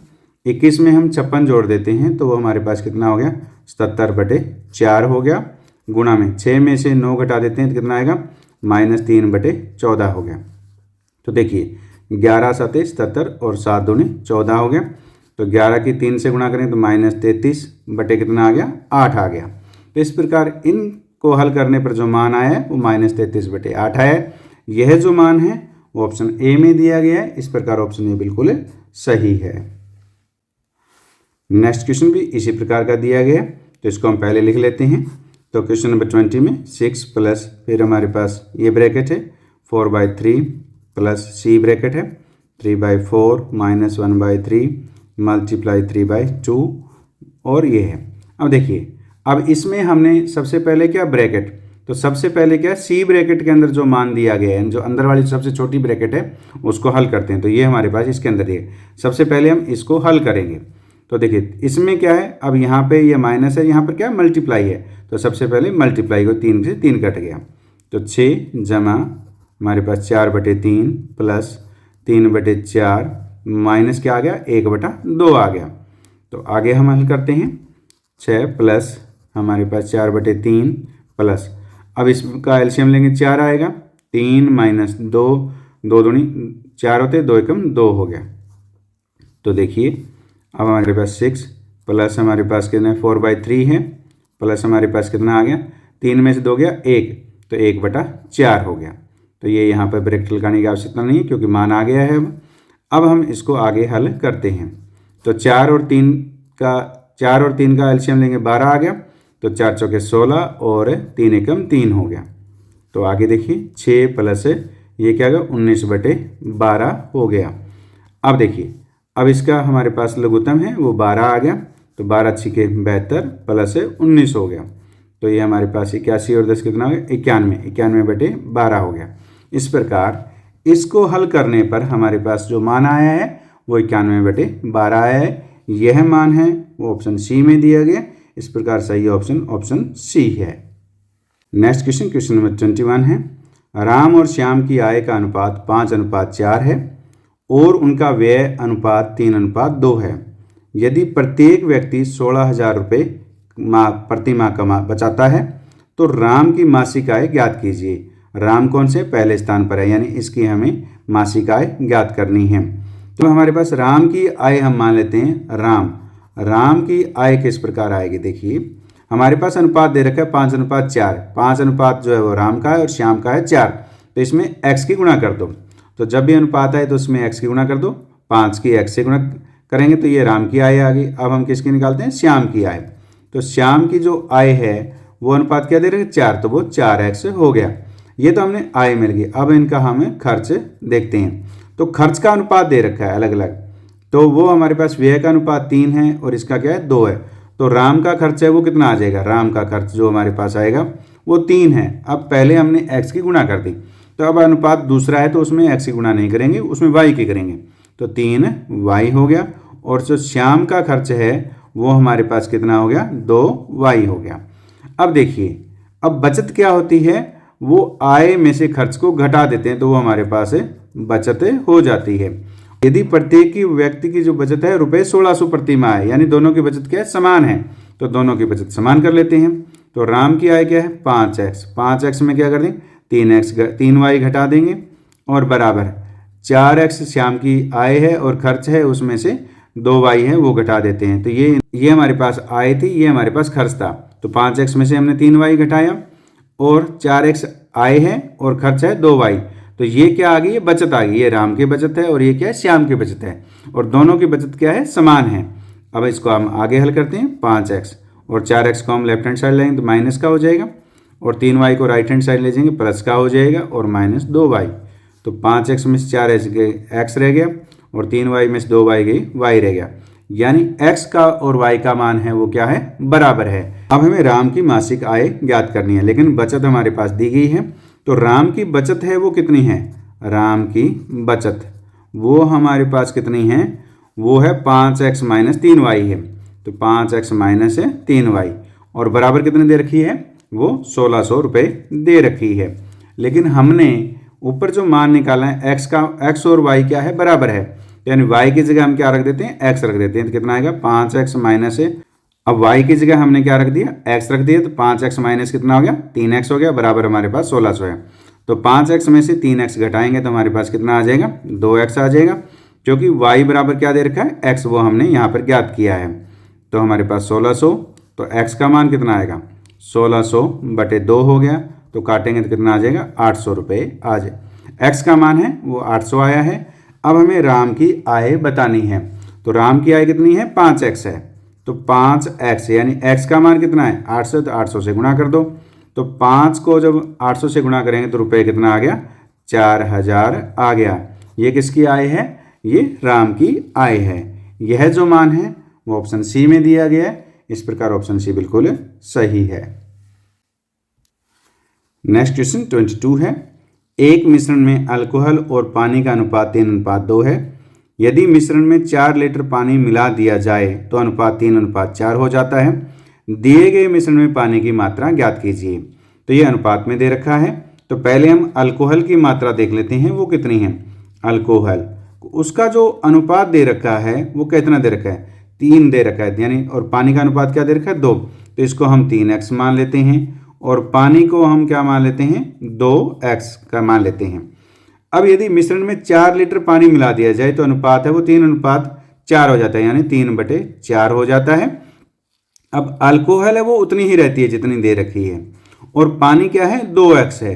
अब 2x में कितना लीटर मिला दिया, 4 लीटर और मिला दिया, यानी 2x में हम 4 है जोड़ देते हैं। तो अब ये नया मिश्रण आ गया। इसका अनुपात कितना दे रखा है, 3:4, तो इसको बराबर रख लेते हैं। अब इनकी क्रॉस मल्टीप्लाई करते हैं, 4 की 3x से करेंगे तो 12x हो गया, और 3 ब्रैकेट में हमारे पास कितना है, 2x + 4 है, तो ये कितना हो गया, 6x + 12 हो गया। 6x को हम लेफ्ट हैंड साइड ले आएंगे तो हमारे पास कितना हो जाएगा, 12x - 6x = 12। तो 12x - 6x की 6x बराबर हमारे पास 12, तो x बराबर कितना आ गया, 12/6, यानी कितना आ गया, 2 आ गया। तो x का जो मान है वो 2 आया है हमारे पास। और हमारे पास क्या, दिए गए मिश्रण में पानी की मात्रा, तो दिए गए मिश्रण में पानी की मात्रा कितनी थी, 2x थी। तो 2x यानी 2 × 2 करेंगे तो हमारे पास कितना आ जाएगा, 4 लीटर आ जाएगा। इस प्रकार दिए गए मिश्रण में जो पानी की मात्रा है वो 4 लीटर आई है। यह मान है वो ऑप्शन डी में दिया गया है। इस प्रकार ऑप्शन डी बिल्कुल सही है।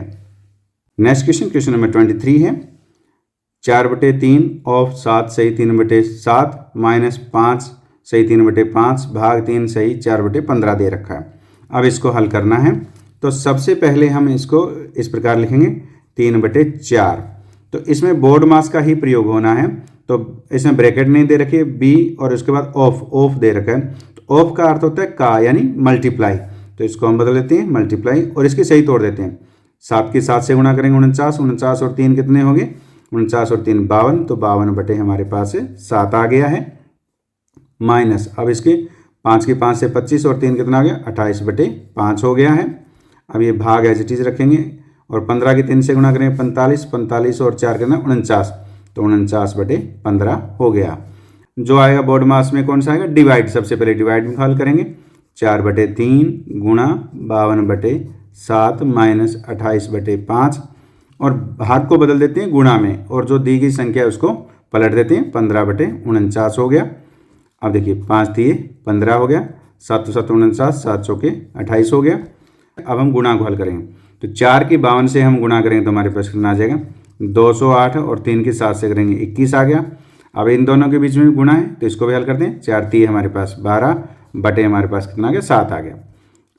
अब हमारे पास अब सब्ट्रैक्ट रह गया, इसको हल करते हैं तो 21 और 7 का एलसीएम 21 आएगा, तो 208 माइनस 7 3 21, तो 12 3 36 हो गया।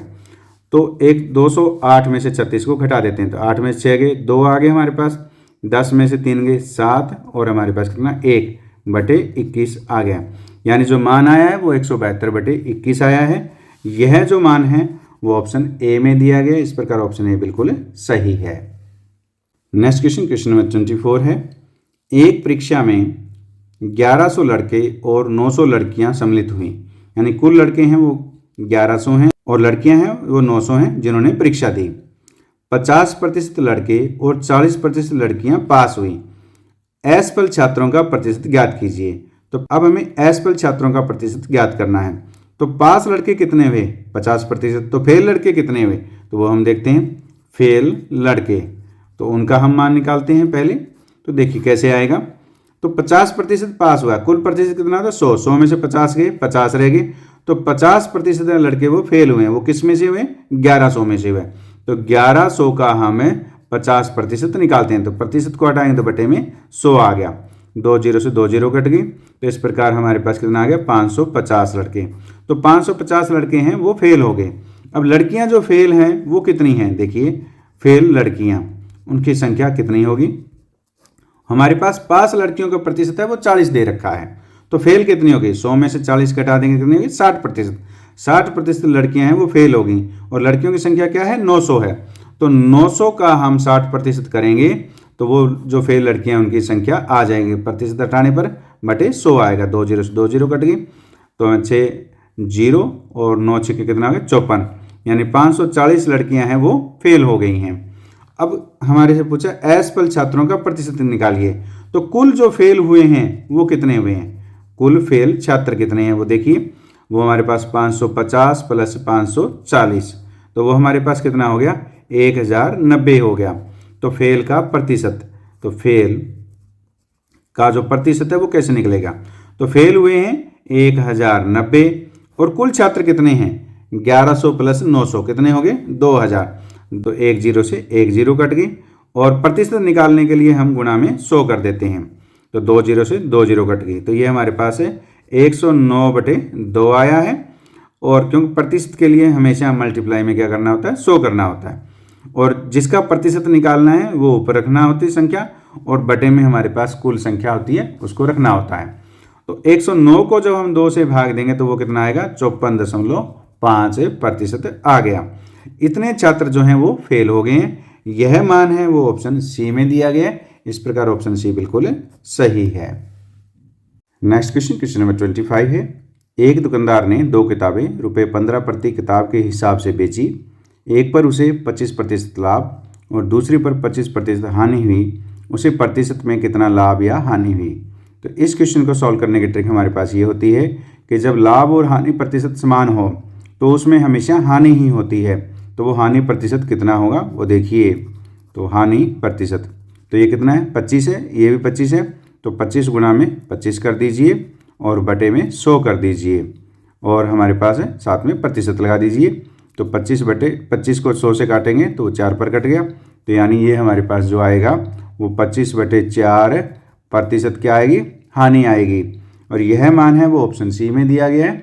इस प्रकार ऑप्शन सी बिल्कुल सही है। नेक्स्ट क्वेश्चन 26 है।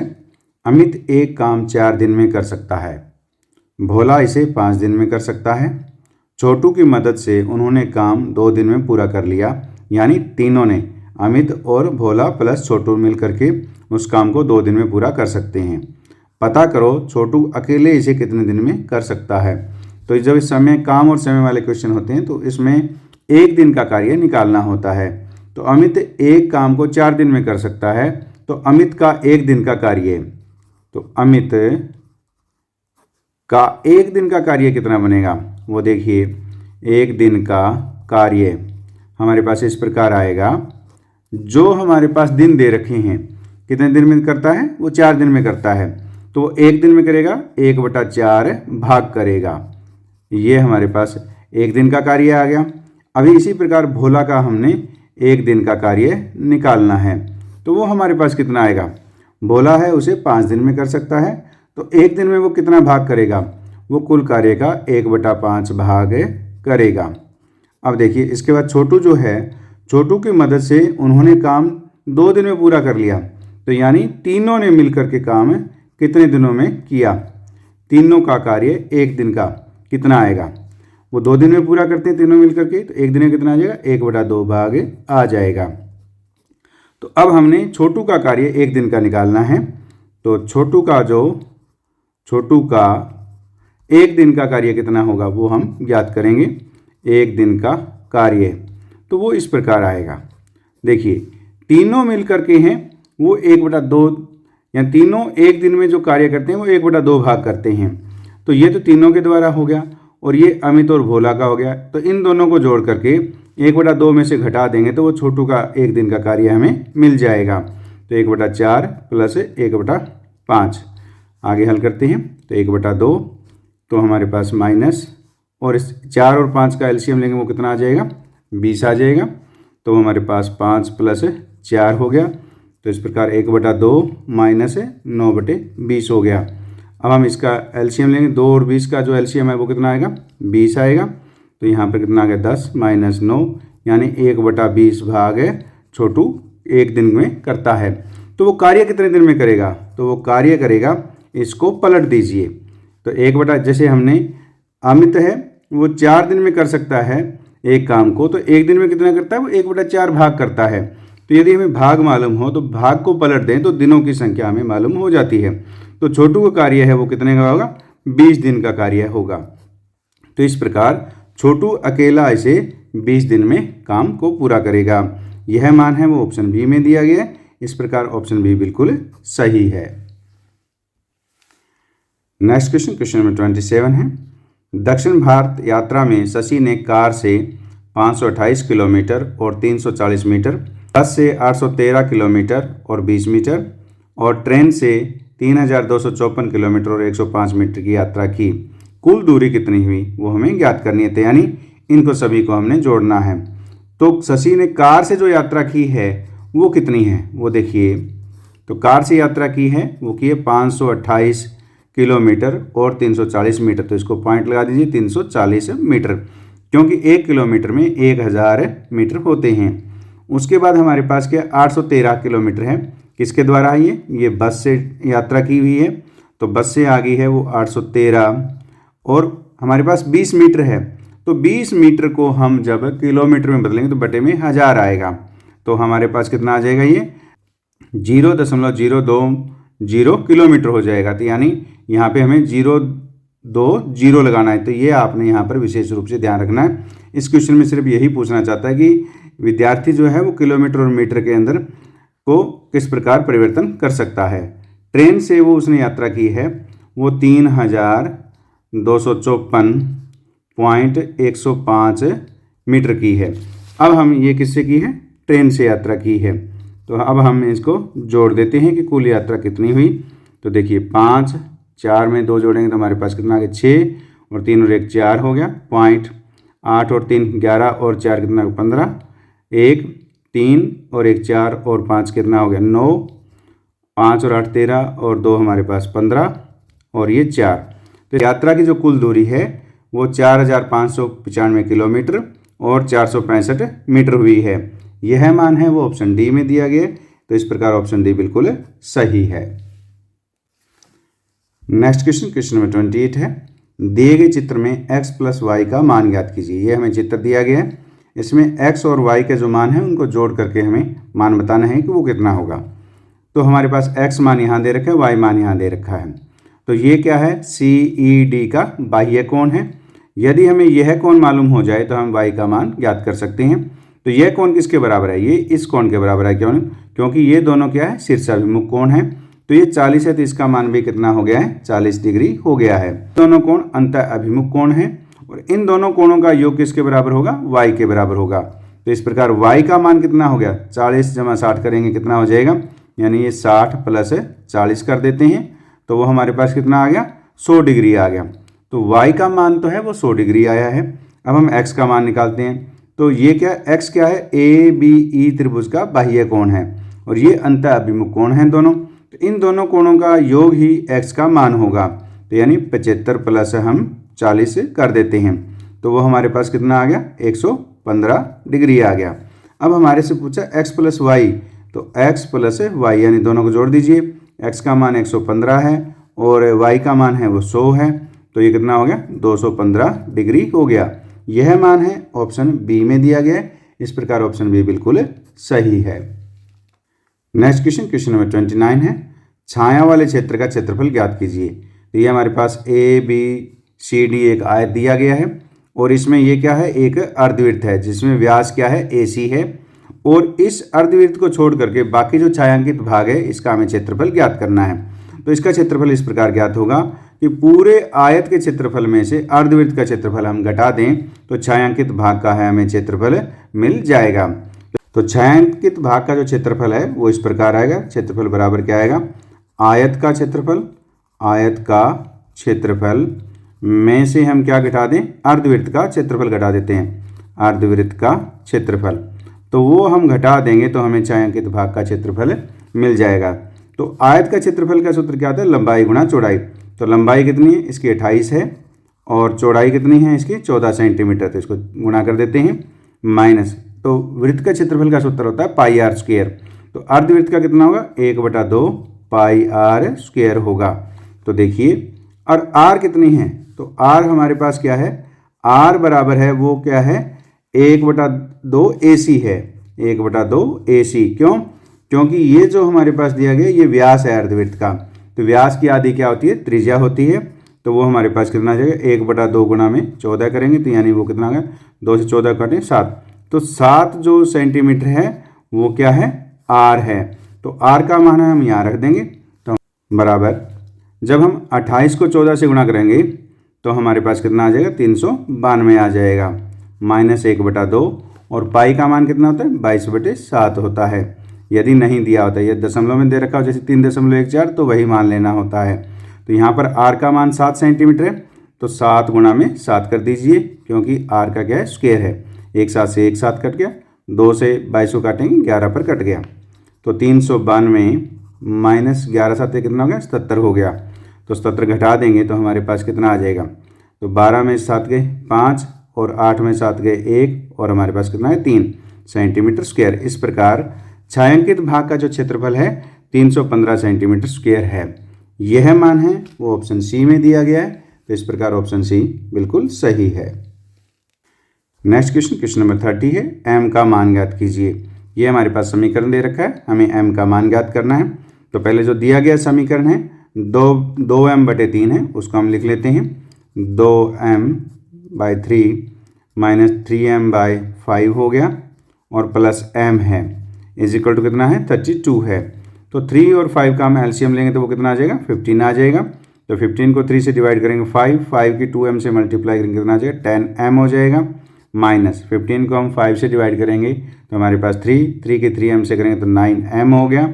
और यहाँ के m/1 होता है अगर कुछ नहीं दिया हुआ, तो ये कितना हो गया 15m हो गया इज इक्वल टू हमारे पास 32 है। अब इनको जोड़ देते हैं, 10m में से 9m गए, m आ गया, तो m प्लस कितना है 15m यानी कितना होगा 16m हो गया, बराबर हमारे पास कितना है 32। और 15 को हम राइट हैंड साइड लेके जाएंगे तो ये मल्टीप्लाई हो जाएगा। हमने m का मान ज्ञात करना है, तो 32 मल्टीप्लाई 15 डिवाइड बाय हमारे पास कितना आ गया 16 को राइट हैंड साइड लेके जाएंगे तो ये डिवाइड में चला जाएगा। तो 16 से 32 को काटेंगे तो 2 पर कट गया, 2 की 15 से गुणा करेंगे तो हमारे पास कितना आ जाएगा 30 आ जाएगा। इस प्रकार m का मान है वो 30 आया है। यह मान है वो ऑप्शन बी में दिया गया। इस प्रकार ऑप्शन बी बिल्कुल सही है। नेक्स्ट क्वेश्चन 31 है, एक आयत की लंबाई और चौड़ाई का अनुपात 5:3 है। यदि आयत का क्षेत्रफल 240 वर्ग सेंटीमीटर है तो लंबी भुजा का माप ज्ञात कीजिए। तो यानी लंबाई का अनुपात है 5 है तो यही लंबी भुजा है, चौड़ाई का अनुपात 3 है तो ये छोटी भुजा है। जब हमें कोई भी अनुपात में दिया गया हो तो उसको हम इस प्रकार लिखते हैं। तो लंबाई हम मान लेते हैं वो कितनी है, यहाँ पर 5 अनुपात है तो उसको हम मान लेते हैं 5x हमारे पास सेंटीमीटर हो गया। और चौड़ाई जो है वो कितनी हो जाएगी, चौड़ाई का अनुपात कितना है 3 है तो वो कितना हो जाएगा 3x हो जाएगा। अब इन दोनों की मल्टीप्लाई यानी लंबाई और चौड़ाई के जब हम गुणा करते हैं तो वो हमारे पास किसके बराबर आ जाता है, आयत के क्षेत्रफल के बराबर आ जाता है। तो वो कितना हो जाएगा, तो क्षेत्रफल बराबर हमारे पास जो क्या आएगा 5x को हम 3x से गुणा कर देते हैं और वो बराबर कितना दे रखा है 240 के, तो हम बराबर रखेंगे। यहाँ से हम x का मान ज्ञात करेंगे। 5 और 3 को हम राइट हैंड साइड ले जाते हैं, x यहीं रखते हैं तो x गुणा में x इधर रह गया और बराबर हमारे पास कितना है 240 है। ये 5 है वो डिवाइड में चला गया और 3 भी डिवाइड में चला गया। तो 3 से 24 को काटेंगे 8 पे तो 240 है तो 0 आ गया यानी 80 आ गया। और 5 से 80 को काटेंगे तो वो 16 पर चला जाएगा। तो x की x से गुणा करेंगे तो वो हमारे पास कितना आ जाएगा x² बराबर कितना आ गया 16 आ गया। तो x बराबर कितना आ गया वर्गमूल 16। तो 16 का वर्गमूल यानी स्क्वायर रूट करेंगे तो वो कितना आएगा 4 आएगा। तो x का मान है वो 4 आ गया है। हमें लंबी भुजा है वो कौन सी है, लंबाई है वो कितनी है 5x है। तो यहाँ पर हम x का मान रख देते हैं। तो यहाँ पे x का मान रखें तो 5 का कितना हो गया 20। तो इस प्रकार 20 सेंटीमीटर जो है वो सबसे लंबी भुजा की लंबाई है। तो यह मान है वो ऑप्शन डी में दिया गया है। तो इस प्रकार ऑप्शन डी सही ऑप्शन है। नेक्स्ट क्वेश्चन 32 है, सरलीकृत कीजिए। अब हमें इसको सिंप्लीफाई करना है। तो पहले जो सही में दे रखा है और पॉइंट दे रखा है उनको हम हटा करके लिखते हैं। तो 9 सही 1/2 है, तो इसको कैसे लिखेंगे, 2 की 9 से गुणा करेंगे 18 और एक कितना हो गया 19 हो गया। तो यानी 19/2 हो गया प्लस 45 है भाग 3/2 है माइनस 2.25 दशमलव हटा देंगे तो 225/100 हो जाएगा। और गुणा में इसके सही करें 3 एकम 3 और एक कितना है 4, यानी 4/3 हो गया। और प्लस में हमारे पास कितना है 2.5 दे रखा है, तो इसको क्या लिखेंगे 25/10 लिखेंगे। अब हम इसमें क्या है बोर्ड मास का नियम का प्रयोग करेंगे। तो ब्रैकेट तो इसमें है नहीं, अब इसमें क्या है डिवाइड है। बोर्ड मास में सबसे पहले डिवाइड आता है, तो डिवाइड को हल करते हैं। तो 19/2 प्लस हमारे पास 45, डिवाइड को मल्टीप्लाई में कन्वर्ट करेंगे और 3/2 है वो क्या आ जाएगा 2/3 हो जाएगा। माइनस हमारे पास 225/100 गुणा में 4/3 प्लस है हमारे पास 25/10 है। अब हम इसको आगे हल करते हैं। तो 3 से 45 को काटेंगे 15 पे कट गया, और 4 से 100 को काटेंगे तो ये 25 पर कट गया, और 25 से 225 के काटेंगे 9 पर कट गया, और 9 को 3 से काटेंगे तो ये 3 पर कट गया। अब हमारे पास आगे जो है अब इस प्रकार रखेंगे तो वो कितना है देखिए 19/2 प्लस हमारे पास 15 दूना कितना हो गया 30 हो गया है, और माइनस में यहाँ पे कितना बचा है 3 बचा है, और प्लस हमारे पास क्या है 25/10 है। आगे इस प्रकार लिखेंगे 19/2 और ये बटे वाले पहले लिख लो 25/10 हो गया, माइनस 30 में से 3 घटा देंगे तो हमारे पास कितना आ जाएगा 27 आ जाएगा, बटे 1 आ जाएगा। तो इस 2 और 10 का जो लघुत्तम है वो कितना आएगा, वो हमारे पास है 10 आ जाएगा। एलसीएम 10 हो गया। तो 5, 10 को हम 2 से भाग देंगे 5, तो 19 की 5 से गुणा करेंगे 95, ये प्लस 25 आ गया, और प्लस है 270 हो गया। अब इनको जोड़ेंगे सभी को तो हमारे पास 390 आएगा, बटे हमारे पास 10 है, 0 से 0 कट गया तो हमारे पास कितना आ गया 39 आ गया। इस प्रकार इसको हल करने पर जो मान आया है वो 39 आया है। यह मान है वो ऑप्शन ए में दिया गया। इस प्रकार सही ऑप्शन ऑप्शन ए है। नेक्स्ट क्वेश्चन, क्वेश्चन नंबर 33 है, x का मान ज्ञात कीजिए। तो इस समीकरण को हल करके हमें x का मान ज्ञात करना है। तो इसको हम इस प्रकार हल करेंगे, x + 5/2 हो गया, माइनस x - 2/3 हो गया, यानी इसको लिखा था, और बराबर हमारे पास क्या आ गया 4 आ गया। तो इस दिए गए समीकरण को हमने इस प्रकार लिख लिया। अब हम 2 और 3 का क्या है लघुत्तम लेंगे तो वो 6 आएगा। तो 6 को 2 से डिवाइड करेंगे 3, तो इसको 3 से दोनों जो 3 से x + 5 की गुणा हो जाएगी, ये कितना आ जाएगा x + 5 हो जाएगा। अब हमारे पास 3 से 6 को हम 3 से डिवाइड करेंगे 2 आएगा, तो इन दोनों की 2 से मल्टीप्लाई हो जाएगी। तो इसको हम इस प्रकार लिखेंगे इक्वल टू हमारे पास 4 है। अब 3 की मल्टीप्लाई करते हैं x और 5 से, तो कितना आएगा 3x प्लस हमारे पास 15 हो गया, माइनस 2 की x से करेंगे तो 2x हो गया, और माइनस माइनस प्लस हो गया, 2 की 2 से मल्टीप्लाई करेंगे प्लस 4 हो गया, और 6 को हम राइट हैंड साइड लेके जाएंगे 4 से मल्टीप्लाई करेंगे कितना आ जाएगा 24 आ जाएगा। अब 3x में से 2x करेंगे तो वो कितना आएगा x आएगा, और 15 + 4 कितना हो गया 19 हो गया, यानी 19 हो गया, बराबर हमारे पास 24 है। x बराबर हमारे पास कितना है 24, 24 में से 19 को हम घटा देते हैं तो हमारे पास कितना आ जाएगा 24 में से 19 घटाने पर 5 आएगा, यानी x का मान है वो कितना आया है 5 आया है, और यह मान है वो ऑप्शन बी में दिया गया। इस प्रकार सही ऑप्शन ऑप्शन बी है।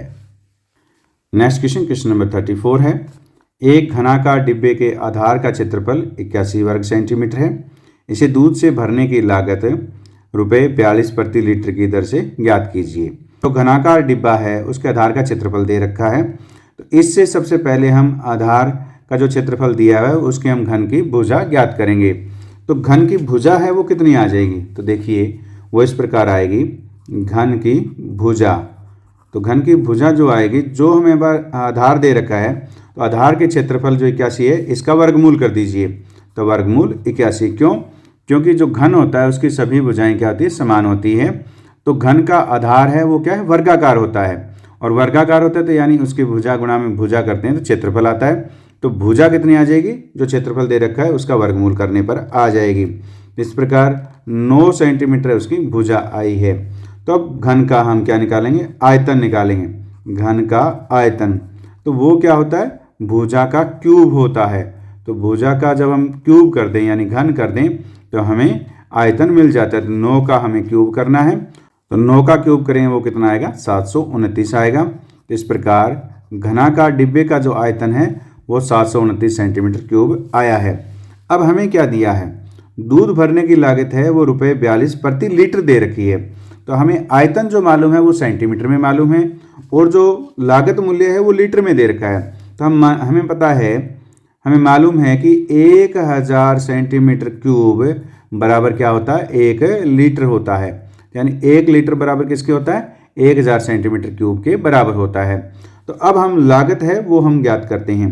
तो लागत कैसे आएगी, देखिए लागत तो जो हमारे पास 729 सेंटीमीटर क्यूब दे रखा है इसको 1000 सेंटीमीटर क्यूब से भाग दे दीजिए। तो 729 को हम 1000 से भाग देंगे तो ये क्या आ जाएगा, लीटर आ जाएगा। तो ये लीटर हो गया जो घन के आयतन है। और 1 लीटर की जो लागत है वो 42 है, तो उसको 42 से गुणा कर दीजिए तो वो कुल हमें लागत मिल जाती है। तो जब हम 42 की 729 से गुणा करेंगे तो हमारे पास जो आएगा वो 30,618 आएगा और बटे में हमारे पास कितना है, 1000 है। अब हम दशमलव लगा देते हैं तो 30.618 आएगा।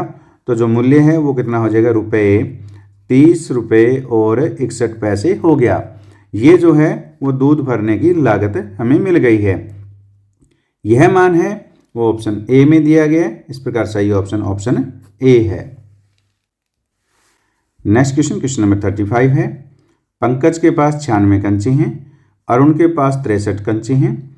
अरुण को पंकज को कितने कंचे देने चाहिए ताकि पंकज के पास अरुण से दुगने कंचे हो जाएं।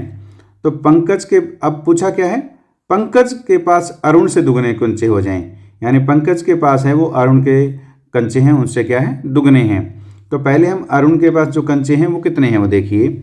अरुण के पास जो कंचे दिए गए हैं वो दिए गए हैं 63 दिए गए हैं। तो अरुण से पंकज के पास ज़्यादा हैं तो अरुण के पास कम है। तो हम मान लेते हैं कि अरुण ने x कंचे जो हैं वो किसको दिए हैं, वो पंकज को दिए हैं। तो ये अब जो है अरुण के पास जो कंचे हैं उनकी संख्या आ गई। अब पंकज के पास कंचे पहले कितने थे, वो 96 कंचे थे। तो अब जो x कंचे जो अरुण ने दिए वो किसको दिए, पंकज को दिए। तो अब वो पंकज में जोड़ गए हैं, यानी 96 में x जोड़ दें तो वो कंचे हैं जो अब पंकज के पास हैं। अब कंडीशन क्या दे रखी है कि पंकज के पास जो कंचे हैं वो कितने हैं, 96 प्लस x हैं। अब वो कंचे हैं अरुण से दोगुने हैं, तो जो अरुण के पास हैं वो कितने हैं, 63 माइनस x है। यानी इसको हम 2 से गुणा कर दें तो दोनों के क्या हो जाएंगे, कंचे बराबर हो जाते हैं। तो यानी अरुण ने कंचे दिए x किसको, पंकज को, और जो पंकज के पास जो कंचे हुए वो अरुण से दुगने हो गए। तो अब हम इसको हल करते हैं। 96 प्लस x बराबर 2 की हम 63 से गुणा करेंगे तो 6 और 3 6 दूनी 12 माइनस 2x हो गया। 2x को हम लेफ्ट हैंड साइड ले आते हैं तो x प्लस 2x हो गया बराबर हमारे पास 126, और 96 को राइट हैंड साइड ले जाएं तो माइनस 126 में 96 को घटा देंगे तो हमारे पास कितना आ जाएगा, 30 आ जाएगा। और x प्लस 2x कितना हो गया, 3x बराबर हमारे पास 30 है। तो x बराबर कितना हो जाएगा, 30/3 हो जाएगा। 3 से 30 को काटेंगे तो 10 पर कट गया, तो x का मान कितना आ गया, 10 आ गया। तो अब पूछा है अरुण को पंकज को कितने कंचे देने चाहिए, तो वो कितने कंचे देने चाहिए, 10 कंचे देने चाहिए। अरुण है वो अगर 10 कंचे दे दे पंकज को तो पंकज के पास है वो अरुण से दोगुने कंचे हो जाते हैं। तो इस प्रकार यह मान है वो ऑप्शन डी में दिया गया है। इस प्रकार ऑप्शन डी बिल्कुल सही है। नेक्स्ट क्वेश्चन 36 है। यदि किसी गांव के 60% लोग निरक्षर हैं और साक्षर जनसंख्या का 28% महिलाएं हैं, यदि साक्षर पुरुषों की संख्या 4320 है तो गांव की कुल जनसंख्या कितनी है। तो हम मान लेते हैं कि गांव की जो कुल जनसंख्या है वो x है। माना जो कुल जनसंख्या है वो हमारे पास कितनी है, वो हम x मान लेते हैं। निरक्षर लोग हैं वो 60% हैं, तो हमें क्या चाहिए, साक्षर पुरुषों की संख्या दे रखी है तो हम साक्षर लोगों की संख्या निकाल लेते हैं। तो साक्षर जो जनसंख्या है वो कितनी हो जाएगी, वो 100 में से 60 को घटा देते हैं। 100 माइनस 60 कर देंगे तो हमारे पास कितने आ जाएगी 40%। जो कुल लोग हैं वो क्या है साक्षर हैं। अब महिलाएं हैं वो कितनी दे रखी हैं साक्षर, महिलाएं दे रखी है 28%। तो 28% महिलाएं क्या हैं साक्षर हैं। तो पुरुष कितने साक्षर रह जाएंगे, तो पुरुष क्या है 100 में से 28 से घटा दीजिए तो वो हमारे पास जितने प्रतिशत आएगा वो जो पुरुष हैं वो साक्षर आ जाएंगे। तो वो कितने हैं 72% है। इस प्रकार 72% पुरुष हैं वो क्या है साक्षर हैं। अब हमारे पास कुल जनसंख्या जो है वो x दी गई है और जनसंख्या x में जो साक्षर है वो कितने हैं 40% है। तो अब साक्षर जो जनसंख्या है वो कितनी है, देखिए साक्षर जनसंख्या तो वो कितनी है x का 40% है, यानी कुल जनसंख्या के 40% लोग ही क्या है साक्षर है। तो वो कितना होगा x गुणा में 40 बटे कितना हो गया 100 हो गया, 0 से 0 कट गई, यानी ये 4x बटे 10 आई है। तो ये है वो साक्षर जनसंख्या है जिसमें महिलाएं और पुरुष दोनों हैं। लेकिन पुरुषों का प्रतिशत कितना है जो साक्षर हैं वो कितना है 72% है।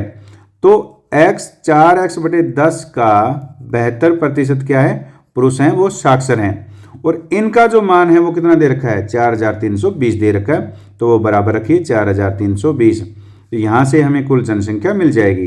तो 4x बटे 10 गुणा में 72 बटे हमारे पास 100 हो गया, बराबर कितना है 4320 है। तो 4 से काटेंगे इसको 25 पर कट गया, में 72 रह गया और बटे में हमारे पास क्या है 10 गुणा में 25 है, बराबर हमारे पास 4320 है। अब इसको हम आगे हल करते हैं तो x बराबर कितना आ जाएगा 4320 गुणा में 10 गुणा में हमारे पास 25 हो गया और बटे में हमारे पास कितना आ गया 72 आ गया। 4320 है वो किस पर कट गया 60 पर कट गया। तो देखिए 60 गुणा में 10 करेंगे कितना आ गया 600 आ गया और गुणा में कितना है 25 है। तो 25 की 600 से गुणा करेंगे तो हमारे पास कितना आ जाएगा 25 की 6 से करेंगे 150 और 2 जीरो और हो गई। इस प्रकार कुल जनसंख्या है वो कितनी है 15,000 है। यह मान है वो ऑप्शन डी में दिया गया है। इस प्रकार सही ऑप्शन डी है। नेक्स्ट क्वेश्चन 37 है। एक त्रिभुजाकार खेत का आधार 880 मीटर है और ऊंचाई 550 मीटर है। खेत में पानी की आपूर्ति के लिए ₹25 प्रति वर्ग मीटर की दर से शुल्क भी ज्ञात कीजिए। तो क्षेत्रफल अगर हम वर्ग मीटर में निकाल लेते हैं और एक वर्ग मीटर का जो खर्च है वो 25 रुपये दे रखा है, तो उसको हम गुणा कर देंगे तो हमें कुल खर्च है वो मिल जाएगा, यानी कुल जो शुल्क है वो हमें प्राप्त हो जाएगा। तो शुल्क को हम खर्च भी कहते हैं। तो कुल खर्च कैसे आएगा, देखिए कुल खर्च। तो जो यदि हमें त्रिभुज का आधार और ऊंचाई दे रखी है तो उसका क्षेत्रफल क्या होता है 1/2 आधार गुणा में ऊंचाई होता है और हमारे पास खर्च कितना दे रखा है 25, तो इसको 25 से गुणा कर दीजिए। तो देखिए 1/2 आधार कितना है 880 मीटर, तो 880 और गुणा में ऊंचाई कितनी है 550। तो ये क्या आ गया त्रिभुज का क्षेत्रफल आ गया है। इसको हम खर्च से गुणा करेंगे, 2 से काटेंगे तो ये कितना आ गया 440 आ गया। अब इन सभी की जब हम गुणा करेंगे तो हमारे पास वो कितना आएगा ₹60,50,000 आएगा। आप ये गुणा करके देख सकते हो वो इतनी आएगी। यह है वो क्या है कुल खर्च है और यह मान है वो ऑप्शन सी में दिया गया। इस प्रकार सही ऑप्शन सी है। नेक्स्ट क्वेश्चन 38 है। रीता के पास ₹300 थे। उसने अपनी 1/3 राशि कापियों पर और शेष 1/4 राशि पर का स्टेशनरी पर खर्च किया। उसके पास अब कितने पैसे बचे हैं वो हमें ज्ञात करने हैं। तो देखिए हमारे पास रीता के पास कुल पैसे कितने हैं, तो रीता के पास है वो 300 रुपये हैं। तो कितने हैं रीता के पास जो हैं वो ₹300 हैं। अब 300 रुपये का 1/3 भाग राशि जो है वो कापियों पर खर्च करती है। तो कापियों पर जो खर्च है वो कितना आएगा, देखिए कापियों पर खर्च, तो वो उसको क्या करना है वो रुपये जो 300 दिया गया है उसको 1/3 से गुणा कर दीजिए। तो 3 से 300 काटेंगे कितना आ गया 100। तो इस प्रकार 100 रुपये है वो कापियों पर खर्च कर रही है। अब शेष कितना बच गया, उसके शेष राशि जो है वो कितनी बच गई है वो देखिए। कुल राशि कितनी थी 300 थी और 100 उसने कापियों पर खर्च कर दिए, तो वो हमारे पास कितना आ गया 200 आ गया। तो इस प्रकार का क्वेश्चन पहले भी इस क्वेश्चन पेपर में आया हुआ है और इस प्रकार का क्वेश्चन जो हमारे पास है लेवल 2 में भी पिछले साल एक क्वेश्चन पूछा गया था। तो इस प्रकार क्वेश्चन को आपने विशेष रूप से तैयारी करनी है, मैंने पहले भी बताया है। अब शेष जो राशि बच गई है वो ₹200 बच गई है। इसका वो है वो स्टेशनरी पर खर्च कर रही है। कितना? स्टेशनरी पर जो खर्च है वो कितना है, उसका 1/4 भाग है शेष का। तो यानी 200 को हम 1/4 से गुणा कर देते हैं तो काटेंगे कितना आ गया, ₹50। तो यानी ₹50 है उसने स्टेशनरी पर खर्च किए। तो अब उसके पास शेष राशि कितनी रह जाएगी वो देखिए। शेष राशि जो है वो हमारे पास है कितनी थी, 200 में से ₹50 उसने खर्च किए, तो 200 में से 50 घटा दीजिए तो वो कितना आ गया, 150 आ गया। इस प्रकार शेष राशि है वो ₹150 बची है और यह मान है वो ऑप्शन बी में दिया गया है। इस प्रकार सही ऑप्शन बी है। नेक्स्ट क्वेश्चन 39 है, x का मान ज्ञात कीजिए। इस प्रकार का क्वेश्चन 33 भी था, तो इसी को हम हल कर रहे हैं। तो यहाँ पर 5 और 2 का हम लघुत्तम ले लेंगे तो वो कितना आ जाएगा, 10 आ जाएगा, क्योंकि इसको हल करके हमें x का मान ज्ञात करना है। तो देखिए 10 को 5 से भाग देंगे कितना आएगा, 2, तो इसके 2 से गुणा है कितना आएगा, 4 और x प्लस 1 हो गया, माइनस है बीच में तो माइनस रखिए। अब हम 10 को 2 से भाग देंगे कितना, 5, यहाँ 5 बाद में दे रखा है, ये विशेष रूप से ध्यान रखना है। तो 5 की 5 से गुणा करेंगे 25, इसको पहले रखिए और x माइनस 7 हो गया और बराबर हमारे पास कितना 1 है। तो 4 की x से गुणा करेंगे कितना आएगा, 4x, 4 की x से करेंगे 4 और माइनस 25 की x से करेंगे माइनस 25x हो गया और माइनस 25 की माइनस 7 से करेंगे तो प्लस 175 हो गया, बराबर 10 को हम राइट हैंड साइड ले जाएंगे तो 1 से गुणा करेंगे तो हमारे पास कितना आ जाएगा, 10 हो जाएगा। तो अब देखिए 4x में से 25x हमने घटाने हैं तो कितना आएगा, 4x माइनस 25x घटा देंगे और 4 में हमें जो है 175 जोड़ देंगे तो बराबर हमारे पास 10 है। 4x में से 25x घटाएंगे तो माइनस 21x हो गया, प्लस हमारे पास 179 है, इक्वल टू हमारे पास 10 है, माइनस 21x बराबर 10। इसको हम राइट हैंड साइड लेके जाएंगे तो माइनस का हो जाएगा 179, तो minus 21x is equal to minus 169 आ गया। तो हमारे पास x का मान क्या आएगा, माइनस 69 डिवाइड बाई माइनस 21 हो गया, तो माइनस से माइनस कट गया तो वैल्यू आई है वो 169 डिवाइड बाई 21 आई है। यह जो मान है वो ऑप्शन ए में दिया गया है। इस प्रकार सही ऑप्शन ए है। नेक्स्ट क्वेश्चन 40 है। 40 और 41 भी बोर्ड मास वाले ही क्वेश्चन है। सबसे पहले हमारे पास क्या दिया गया है, 5 से 1/4 है, तो 4 की 5 से गुणा करेंगे 20 और 1 कितना हो गया, 21/4 हो गया, गुणा में 7 एकम 7 और 6 कितना हो गया, 13/7 हो गया, भाग यानी डिवाइड 6 तो नहीं 12 और 1 कितना हो गया, 13/2 हो गया, माइनस 4 एकम 4 और 2 कितना 6, 6/4 हो गया है, प्लस 2 दूनी 4 और 1 कितना हो गया, 5/2 हो गया। अब हम इसमें बोर्ड मास का नियम लगाते हैं।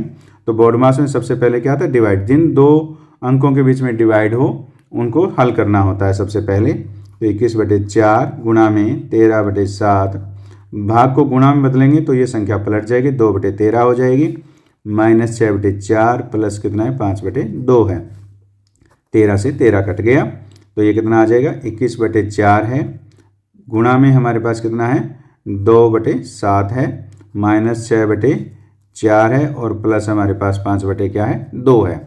तो देखिए 7 दिए 21 हो गया और 2 से काटेंगे तो हमारे पास 4 2 पर कट गया। यानी बोर्ड मास में डिवाइड के बाद किसको हल करते हैं, मल्टीप्लाई को करते हैं। तो ये कितना आ गया हमारे पास 3/2 माइनस 6/4 प्लस 5/2 हो गया। अब यहाँ से सीधा ही आप एलसीएम ले सकते हो, 2 4 2 का एलसीएम है वो 4 आ गया है, हमारे पास कितना आ जाएगा 6 हो गया, माइनस 6 प्लस हमारे पास 10 हो गया। तो अब हम कर 6 से 6 कट गया, ये 6 से 6 कट गया, कितना आ गया 10/4 आया है। तो काटेंगे 5 से, 5 दूनी 10 और 2 दूनी 4, तो यानी कितना आ गया 5/2 आ गया। इस प्रकार जो मान आया है वो 5/2 आया है। यह मान है ऑप्शन डी में दिया गया। इस प्रकार सही ऑप्शन डी है। नेक्स्ट क्वेश्चन 41 है, सिंप्लीफाई कीजिए यानी सरलीकृत कीजिए। तो ये भी क्या है, बोर्ड मास वाला ही क्वेश्चन है, तो इसको हम हल करते हैं। तो देखिए सबसे पहले जो हमारे पास सही दे रखी है उसको तोड़ लेते हैं। इसको इस प्रकार लिखेंगे तो 80 माइनस 21/4 है, गुणा में 3 एकम 3 और 1 4 यानी 4/3 हो गया, प्लस 15 भाग 15/2 है।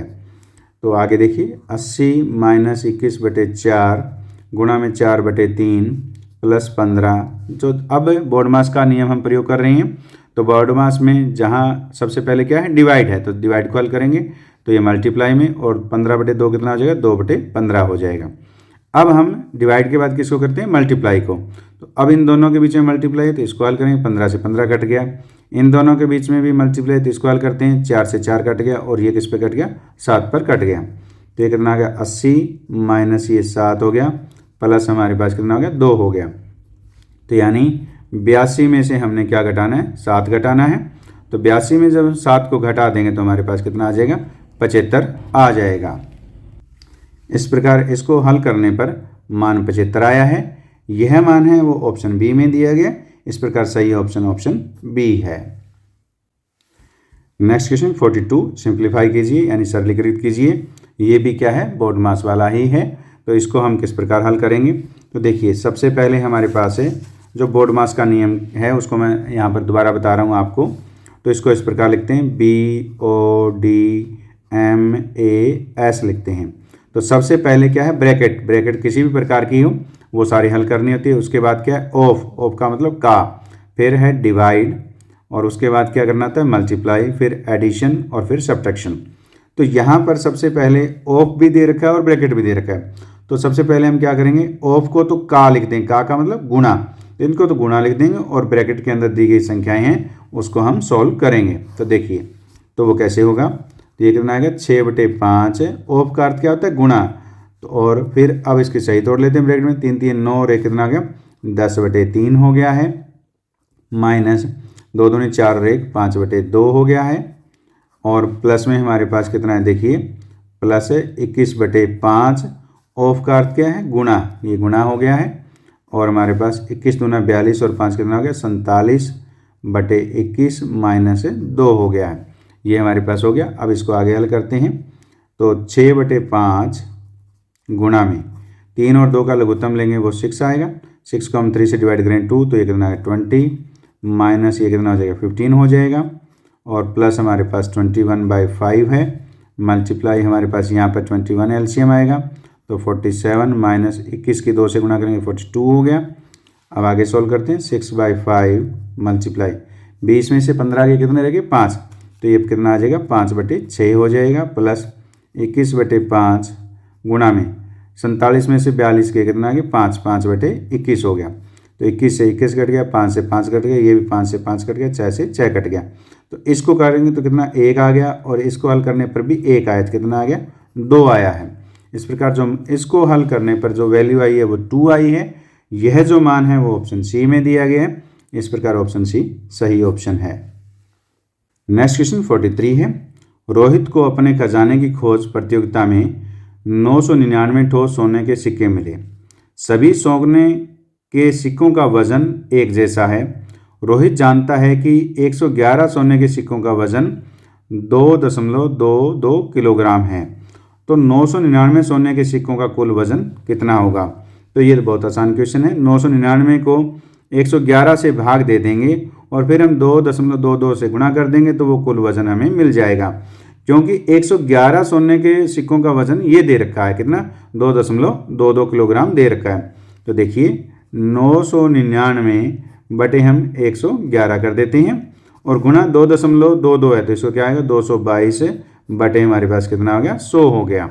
तो अब 111 से इसको काटेंगे तो किस पे कट गया, 9 पर कट गया। अब हम 9 की 222 से गुणा करते हैं, तो 9 दूनी 18, 9 दूनी 18 और 1 19, 9 दूनी 18 और 1 19 बटे हमारे पास कितना आ गया, 100 हो गया। तो ये कितना हो गया, 19.98 किलोग्राम है वो 999 सिक्कों का वजन है। यह मान है वो ऑप्शन सी में दिया गया है। इस प्रकार सही ऑप्शन सी है। नेक्स्ट क्वेश्चन 44 है।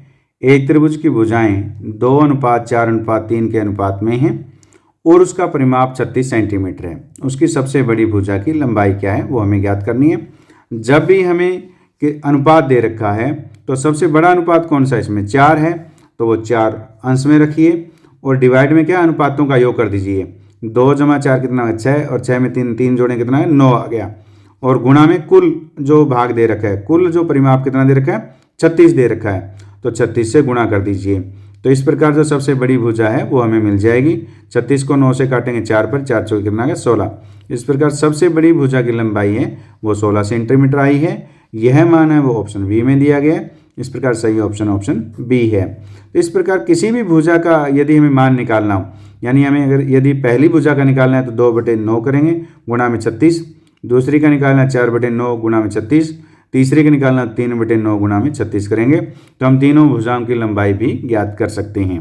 तो इस प्रकार हमने क्वेश्चन नंबर 44 को सॉल्व किया। नेक्स्ट क्वेश्चन नंबर 45 है। एक भिन्न का हर उसके अंश से 3 अधिक है। यदि अंश और हर दोनों में 2 जोड़ दिया जाए तो नई भिन्न है वो 2/3 के बराबर हो जाती है। मूल भिन्न क्या थी? तो मूल भिन्न हम कैसे ज्ञात करेंगे? देखिए, अब भिन्न का हर जो है उसके अंश से 3 अधिक है, यानी हर की जो तुलना है वो अंश से की गई है। तो अंश हम मान लेते हैं कि वो x है और हर कितना हो जाएगा 3 जोड़ने पर, तो x में हम 3 जोड़ देते हैं तो ये क्या आ गई हमारे पास भिन्न, जो मूल भिन्न है वो हमें मिल गई है। लेकिन अब क्या कहता है, यदि अंश और हर दोनों में 2 जोड़ दिया जाए। अब इसमें 2 जोड़ दीजिए, अंश में 2 जोड़ दिया और हर में भी 2 जोड़ दिया तो हमें जो भिन्न मिल जाती है वो 2/3 मिल जाती है। अब हम इसको आगे हल करते हैं तो x + 2 x + 5 बराबर हमारे पास 2/3 है। अब इनके आर पार की गुणा करते हैं। 3 की x + 2 से गुणा होगी, 3x + 2 हो गया और 2 की किससे होगी, x + 5 से गुणा होगी। अब हम इसको आगे हल करते हैं तो देखिए 3 की x से करेंगे कितना आएगा, 3x + 6 हो गया। 3 के 2 से गुणा करने पर 2 की x से करेंगे 2x और 5 से करेंगे कितना आ गया 10 आ गया। तो x को इधर लाते हैं और 6 को राइट हैंड साइड ले जाएंगे तो 3x - 2x = 10 - 6 हो गया। 3x - 2x कितना हो गया, x = 4 हो गया। तो x की वैल्यू हमारे पास 4 है। तो भिन्न हमारे पास क्या थी, मूल भिन्न जो हमारे पास थी वो क्या थी, ये भिन्न थी कितनी, x/x + 3 थी। x है तो रखिए 4 + 4 + 3 रखेंगे तो वो हमारे पास कितना आ जाएगा, 4/7 आ जाएगा। इस प्रकार जो मूल भिन्न है वो 4/7 आई है। यह जो मान है मूल भिन्न कितनी आई है, 4/7 आई है। यह जो मान दे रखा है वो कौन से ऑप्शन में, ऑप्शन बी में है। इस प्रकार सही ऑप्शन बी है। नेक्स्ट क्वेश्चन 46 है। एक व्यापारी माल के बाजार मूल्य पर 10% की छूट देता है, यानी जो बाजार मूल्य उसने रखा है उस पर 10% की क्रेता को छूट देता है। फिर वह क्रय मूल्य पर 17% का लाभ प्राप्त करने में सफल होता है, यानी जिस मूल्य पर उसने खरीदी है वस्तु उसमें उसे 17% का लाभ होता है जब वह ग्राहक को जो मूल्य उसने लगाया है उस पर 10% की छूट देता है। यदि व्यापारी ने बाजार मूल्य पर सामान बेचा होता तो लाभ प्रतिशत क्या होता, यानी जो बाजार मूल्य उसने निर्धारित किया है यदि उसी मूल्य पर वो सामान को बेचता तो उसे कितना लाभ प्रतिशत होता वो हमें ज्ञात करना है। सबसे पहले हम मान लेते हैं कि व्यापारी ने किस मूल्य पर वस्तु को खरीदा है, तो वो हम मान लेते हैं कि माना क्रय मूल्य। क्रय मूल्य क्या होता है, कॉस्ट प्राइस, इसको हम CP भी नोट करते हैं। तो क्रय मूल्य वो हम मान लेते हैं कि ₹100 है, वो कितना है, ₹100 है। अब लाभ प्रतिशत क्रय पर कितना होता है, उसका लाभ प्रतिशत दिया है 17%, तो लाभ है वो 17% दिया गया है। तब उसका विक्रय मूल्य कितना हो जाएगा, तो विक्रय मूल्य क्या होता है, क्रय मूल्य जो हमारे पास ₹100 है गुणा में 100 जमा लाभ कितना 17% है, तो 17 जोड़ दीजिए, अगर हानि होती है तो घटा देते हैं। तो 100 में 17 जोड़ेंगे 117/100 हो गया। तो इस प्रकार जो विक्रय मूल्य है वो ₹117 है। अब हमारे पास अब ये तो इस मूल्य पर क्या है, वो बेच रहा है और वो व्यापारी बाजार मूल्य पर 10% की छूट देता है। तो इस प्रकार बाजार मूल्य यानी मार्केट प्राइस, उसको हम MP से नोट कर लेते हैं।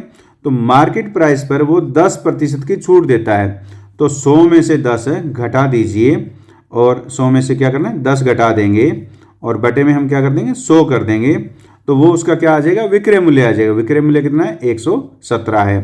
तो मार्केट प्राइस गुणा में 100 में से 10 ये कितना आ गया, 90/100 गुणा में हमारे पास कितना हो गया, 117 हो गया। अब यहाँ से हम मार्केट प्राइस इसका निकालेंगे यानी बाजार मूल्य निकालेंगे। तो 117 गुणा में 100 और बटे में हमारे पास कितना आ गया, 90 आ गया। 0 से 0 कट गया। 17 को 9 से काटेंगे तो वो 13 पर कट जाएगा। तो इस प्रकार 13 की 10 से गुणा करेंगे तो 130 आएगा। तो बाजार मूल्य है वो 130 है और उसने खरीदा कितने में, 100 में खरीदा, तो लाभ कितना हुआ, तो लाभ कितना हुआ, 130 में से 100 घटा देंगे तो वो कितना आ गया, 30 आ गया। तो ये लाभ 30 किस पर हुआ है, रुपये 100 पर हुआ है, तो यही लाभ प्रतिशत है इसका। इस प्रकार लाभ प्रतिशत जो है वो कितना आएगा, लाभ बटे क्रय मूल्य गुणा में प्रतिशत, तो 2 कट गई, तो यानी कितना आ गया, 30% आया है। यह जो मान है वो ऑप्शन सी में दिया गया है। इस प्रकार सही ऑप्शन सी है। नेक्स्ट क्वेश्चन 47 है, एक समलंब चतुर्भुज की समांतर भुजाएं 6 से 1/2 सेंटीमीटर और 5 से 1/2 सेंटीमीटर है। उनके बीच की दूरी है वो 2 से 2/3 सेंटीमीटर है। समलंब चतुर्भुज के समान क्षेत्रफल वाले वर्ग की भुजा ज्ञात करनी है। तो पहले हम क्या निकालेंगे, समलंब का क्षेत्रफल निकालते हैं। तो समलंब के चतुर्भुज का जो क्षेत्रफल होता है उसका सूत्र क्या होता है, 1/2 और समांतर भुजाओं का योग होता है। तो समांतर भुजाएं क्या हैं, ये है 6 सही 1/2 जमा दूसरी कौन सी है 5 सही 1/2 और गुणा में क्या होती है, ऊंचाई होती है। ऊंचाई कितनी है, 2 सही 2/3 है। अब हम इसको हल करेंगे तो समलंब चतुर्भुज का जो है वो क्षेत्रफल हमें मिल जाएगा। तो समलंब का जो क्षेत्रफल है वो कितना होगा, देखिए वो इस प्रकार आएगा, 1/2 सही तोड़ दीजिए, 6 दूनी 12 और कितना हो गया 13/2 हो गया, जमा 2 की 5 से करें 10 और 1 कितना हो गया 11/2 हो गया, गुणा में 3 दूनी 6 और 2 कितना हो गया 8/3 हो गया। तो आगे हम इसको हल करते हैं, 1/2 तो हमारे पास 2 एलसीएम लेंगे तो कितना 13 जमा 11 कितना हो गया 24 गुणा 24/2 हो गया और गुणा में क्या है 8/3 है। तो देखिए 1/2 गुणा में 24/2 गुणा में 8/3 है। तो 3 से 24 को काटेंगे 8 पर कट गया, 8 को 2 से काटेंगे 4 पर कट गया, 2 से 4 को काटेंगे 2 पर कट गया, तो कितना आ गया 16 आ गया। इस प्रकार 16 सेंटीमीटर स्क्वायर है वो समलंब का क्या आया है, क्षेत्रफल आ गया हमारे पास। अब हमें समलंब चतुर्भुज के समान क्षेत्रफल वाले वर्ग की भुजा निकालनी है। तो हमारे पास वर्ग का जो क्षेत्रफल है, वर्ग का क्षेत्रफल है बराबर किसके दे रखा है, समलंब के क्षेत्रफल के, वो कितना दे रखा है 16 सेंटीमीटर स्क्वायर दे रखा है। तो वर्ग का क्षेत्रफल क्या होता है, भुजा गुणा में भुजा, यानी भुजा का वर्ग होता है। तो भुजा का वर्ग बराबर 16 आ गया, तो हमें भुजा चाहिए, तो भुजा कितनी आ जाएगी, देखिए भुजा 16 का वर्गमूल कर दीजिए, क्योंकि जो दोनों तरफ वर्गमूल करेंगे तो हमारे पास भुजा मिलेगी, तो वो कितनी आ गई 4 सेंटीमीटर आ गई। इस प्रकार वर्ग की भुजा है वो 4 सेंटीमीटर आई है। यह मान है ऑप्शन बी में दिया गया। इस प्रकार ऑप्शन बी बिल्कुल सही है। नेक्स्ट क्वेश्चन, क्वेश्चन नंबर 48 है, 100 मीटर दौड़ के विजेता के लिए 2550 की पुरस्कार राशि आवंटित की गई। यदि द्वितीय पुरस्कार का मूल्य प्रथम पुरस्कार का 3/4 है और तृतीय पुरस्कार का मूल्य द्वितीय पुरस्कार का 1/2 है, तो प्रथम पुरस्कार का मूल्य हमें ज्ञात करना है। पुरस्कार है उसका जो मूल्य है वो हम मान लेते हैं कि x रुपये है। तो द्वितीय का हमारे पास कितना हो जाएगा, तो वो देखिए द्वितीय का जो हमारे पास होगा मूल्य, द्वितीय पुरस्कार का मूल्य वो कितना है, पहले पुरस्कार का यानी प्रथम पुरस्कार का क्या है 3/4 है, तो ये कितना हो गया 3/4 x हो गया। अब हमारे पास किसका निकालना है, तृतीय पुरस्कार का निकालना है। तो तृतीय पुरस्कार का जो मूल्य है वो कितना है, देखिए वो मूल्य द्वितीय पुरस्कार का 1/2 है, तो वो 1/2 किसका हो जाएगा, द्वितीय पुरस्कार का, यानी 3/4 x का हो जाएगा, यानी 3/8 x हो गया। अब ये तीनों मूल्य हैं वो हमारे पास तीनों पुरस्कारों के आगे, और इनका कुल मूल्य हमारे पास कितना दे रखा है 2550 दे रखा है। तो इनको जोड़ करके इसके बराबर रखेंगे, x + 3x/4 जमा 3x/8 बराबर हमारे पास कितना है 2000 हमारे पास 550 दिया हुआ है। अब यहाँ से लघुत्तम लेंगे वो कितना आएगा 8 आएगा, तो ये 8x हो गया, प्लस हमारे पास 6x हो गया, प्लस हमारे पास 3x हो गया, बराबर हमारे पास 2550 है। तो जोड़ देंगे, 8 में 6 जोड़ेंगे 14 और 3 कितना है 17x, 17x बराबर 2550 गुणा में कितना हो गया 8 हो गया। तो x बराबर कितना हो जाएगा, देखिए 2550 गुणा में 8 बटे कितना हो गया 17 हो गया। तो 17 को 2550 को काटेंगे तो ये किस पे कटेगा 150 पर कटेगा, यानी 15 की जब हम 17 से गुणा करेंगे 255 आएगा। तो 2550 है वो 150 पर कट गया। तो अब x का जो मान आ गया वो कितना आ गया, 150 को 8 से गुणा करेंगे तो कितना आएगा 1200 आएगा। इस प्रकार रुपये 1200 है वो x का मान है और x क्या है, प्रथम पुरस्कार की राशि है। यही हमें ज्ञात करनी थी। इस प्रकार प्रथम पुरस्कार का जो मूल्य है वो रुपये 1200 है। यह मान है ऑप्शन सी में दिया गया है। इस प्रकार ऑप्शन सी सही ऑप्शन है। नेक्स्ट क्वेश्चन हमारे पास 49 है। ये सेकंड लास्ट क्वेश्चन है।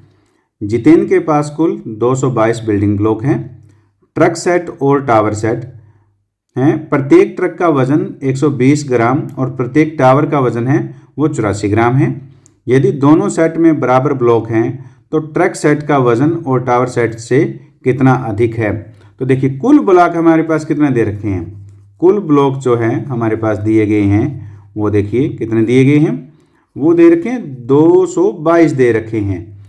अब प्रत्येक कितने हो जाएंगे, क्योंकि प्रत्येक क्या है, दोनों बराबर हैं। यहाँ देखिए जितेंद्र के पास कुल इतने हैं ट्रक सेट और टावर सेट हैं, और ये क्या है, दोनों सेट क्या है, बराबर ब्लॉक हैं। यदि दोनों सेट में क्या है, बराबर ब्लॉक है, यहाँ दिया है बराबर, तो इस प्रकार प्रत्येक ब्लॉक कितना हो जाएगा, 222 को हमें 2 से भाग दे देते हैं तो कितना पैकेट गया, 111। यानी प्रत्येक ब्लॉक है वो 111 दे रखा है। अब अंतर निकालते हैं, तो अंतर कैसे निकालेंगे, देखिए ट्रक का वजन कितना है, प्रत्येक का 120 है और टावर का कितना है, 84 है। तो ट्रक क्या है, ट्रक का वजन ज़्यादा है, ट्रक सेट का वजन ज़्यादा है और टावर सेट का कम है, क्योंकि यहाँ पर देखा पहले हम प्रत्येक जो ब्लॉक है उसका वजन का अंतर निकाल लेते हैं। तो ट्रक का वजन कितना है, 120 है, इसमें से हम 84 घटा देते हैं तो वो हमारे पास कितना आ जाएगा, वो हमारे पास आ गया 16 और 20 कितना, 36 का अंतर आ गया। इस प्रकार प्रत्येक ब्लॉक में जो अंतर है वो 36 ग्राम का है। तो कुल अंतर है वो कितना आ जाएगा, देखिए कुल अंतर कितना हो जाएगा दोनों के अंदर, और ब्लॉक कितने दे रखे हैं, प्रत्येक 111 है, तो 111 को हम 36 से गुणा कर देते हैं तो वो हमारे पास आएगा 3996 आएगा। तो इस प्रकार ट्रक सेट का जो वजन है वो टावर सेट से जो अधिक वजन है वो कितना आया है, 3996 ग्राम आया है। यह मान है वो ऑप्शन सी में दिया गया। अगर ऑप्शन सी है वो सही ऑप्शन है। इस क्वेश्चन में क्या दिया गया है कि ट्रक सेट का वजन और टावर सेट का वजन दे रखा है। हमने एक सेट के वजन का अंतर निकाल लिया था 36, और प्रत्येक जो है हमारे पास ब्लॉक कितने हैं, 111 है, तो 111 से गुणा कर देंगे किसको, 36 से। 36 वजन किसका अधिक आया है, ट्रक का वजन जो है टावर के वजन से 36 ग्राम अधिक वजन है, इसलिए हमने इस अधिक वजन को 111 से गुणा किया और जो मान आया है वही ट्रक सेट के वजन है टावर सेट से अधिक वजन है। इस प्रकार हमने क्वेश्चन नंबर 49 को सॉल्व किया। नेक्स्ट क्वेश्चन हमारे पास 50 है, जो लास्ट क्वेश्चन है। एक लैब टेक्नीशियन 12 सेंटीमीटर लंबी ट्यूबिंग के टुकड़े को 2 टुकड़ों में इस प्रकार काटता है, यानी कुल जो लंबी ट्यूबिंग है वो 12 सेंटीमीटर, उसको 2 टुकड़ों में काट रहा है। एक टुकड़ा दूसरे से 2 गुना लंबा है। तो एक टुकड़ा यानी पहला जो टुकड़ा हम मान लेते हैं कि वो अगर x है, तो दूसरा टुकड़ा है वो कितना हो जाएगा, वो क्या हो जाएगा, दुगुना है, इससे कितना है, 2x है। पहला टुकड़ा है वो x है और दूसरा कितना है, 2x है। तो दोनों टुकड़ों की लंबाई कितनी है वो हमें ज्ञात करनी है। तो देखिए दोनों टुकड़ों का जो हमारे पास जो पहला टुकड़ा हमने x मान लिया, दूसरा 2x मान लिया, और इन दोनों का योग है वो कितना दे रखा है, 12 सेंटीमीटर दे रखा है, तो 12 रख लिए। तो x प्लस 2x कितना हो जाएगा, 3x बराबर हमारे पास 12 हो गया, और x बराबर कितना आ जाएगा, 12/3 करेंगे तो किस पे कट गया, 4 पे कट गया। तो x का मान 4 आया है। तो पहले टुकड़े की लंबाई कितनी आ गई है, वो 4 सेंटीमीटर आ गई है। दूसरे कितनी आएगी, 2 गुना में हमें 4 कर देते हैं, यानी कितना आ जाएगा, 8 सेंटीमीटर आ जाएगा। तो पहला टुकड़ा 4 है और दूसरा कितना है, 8 सेंटीमीटर है। यह जो मान है ऑप्शन बी में दिया गया। इस प्रकार ऑप्शन बी है वो सही ऑप्शन है। इस प्रकार हमने इस वीडियो में मिशन बुनियाद एंट्रेंस एग्जाम लेवल 1 2026 से 28 के पूरे पेपर को हल किया। उम्मीद है इस वीडियो में समझाए गए सभी प्रश्न आपको समझ में आए हैं। समझ में आए तो वीडियो को लाइक कीजिए, अपने दोस्तों के साथ शेयर कीजिए और चैनल को सब्सक्राइब कर बेल आइकन को प्रेस कर ऑल को सेलेक्ट कीजिए, ताकि नई वीडियो आने पर आपको नोटिफिकेशन प्राप्त हो सके। धन्यवाद।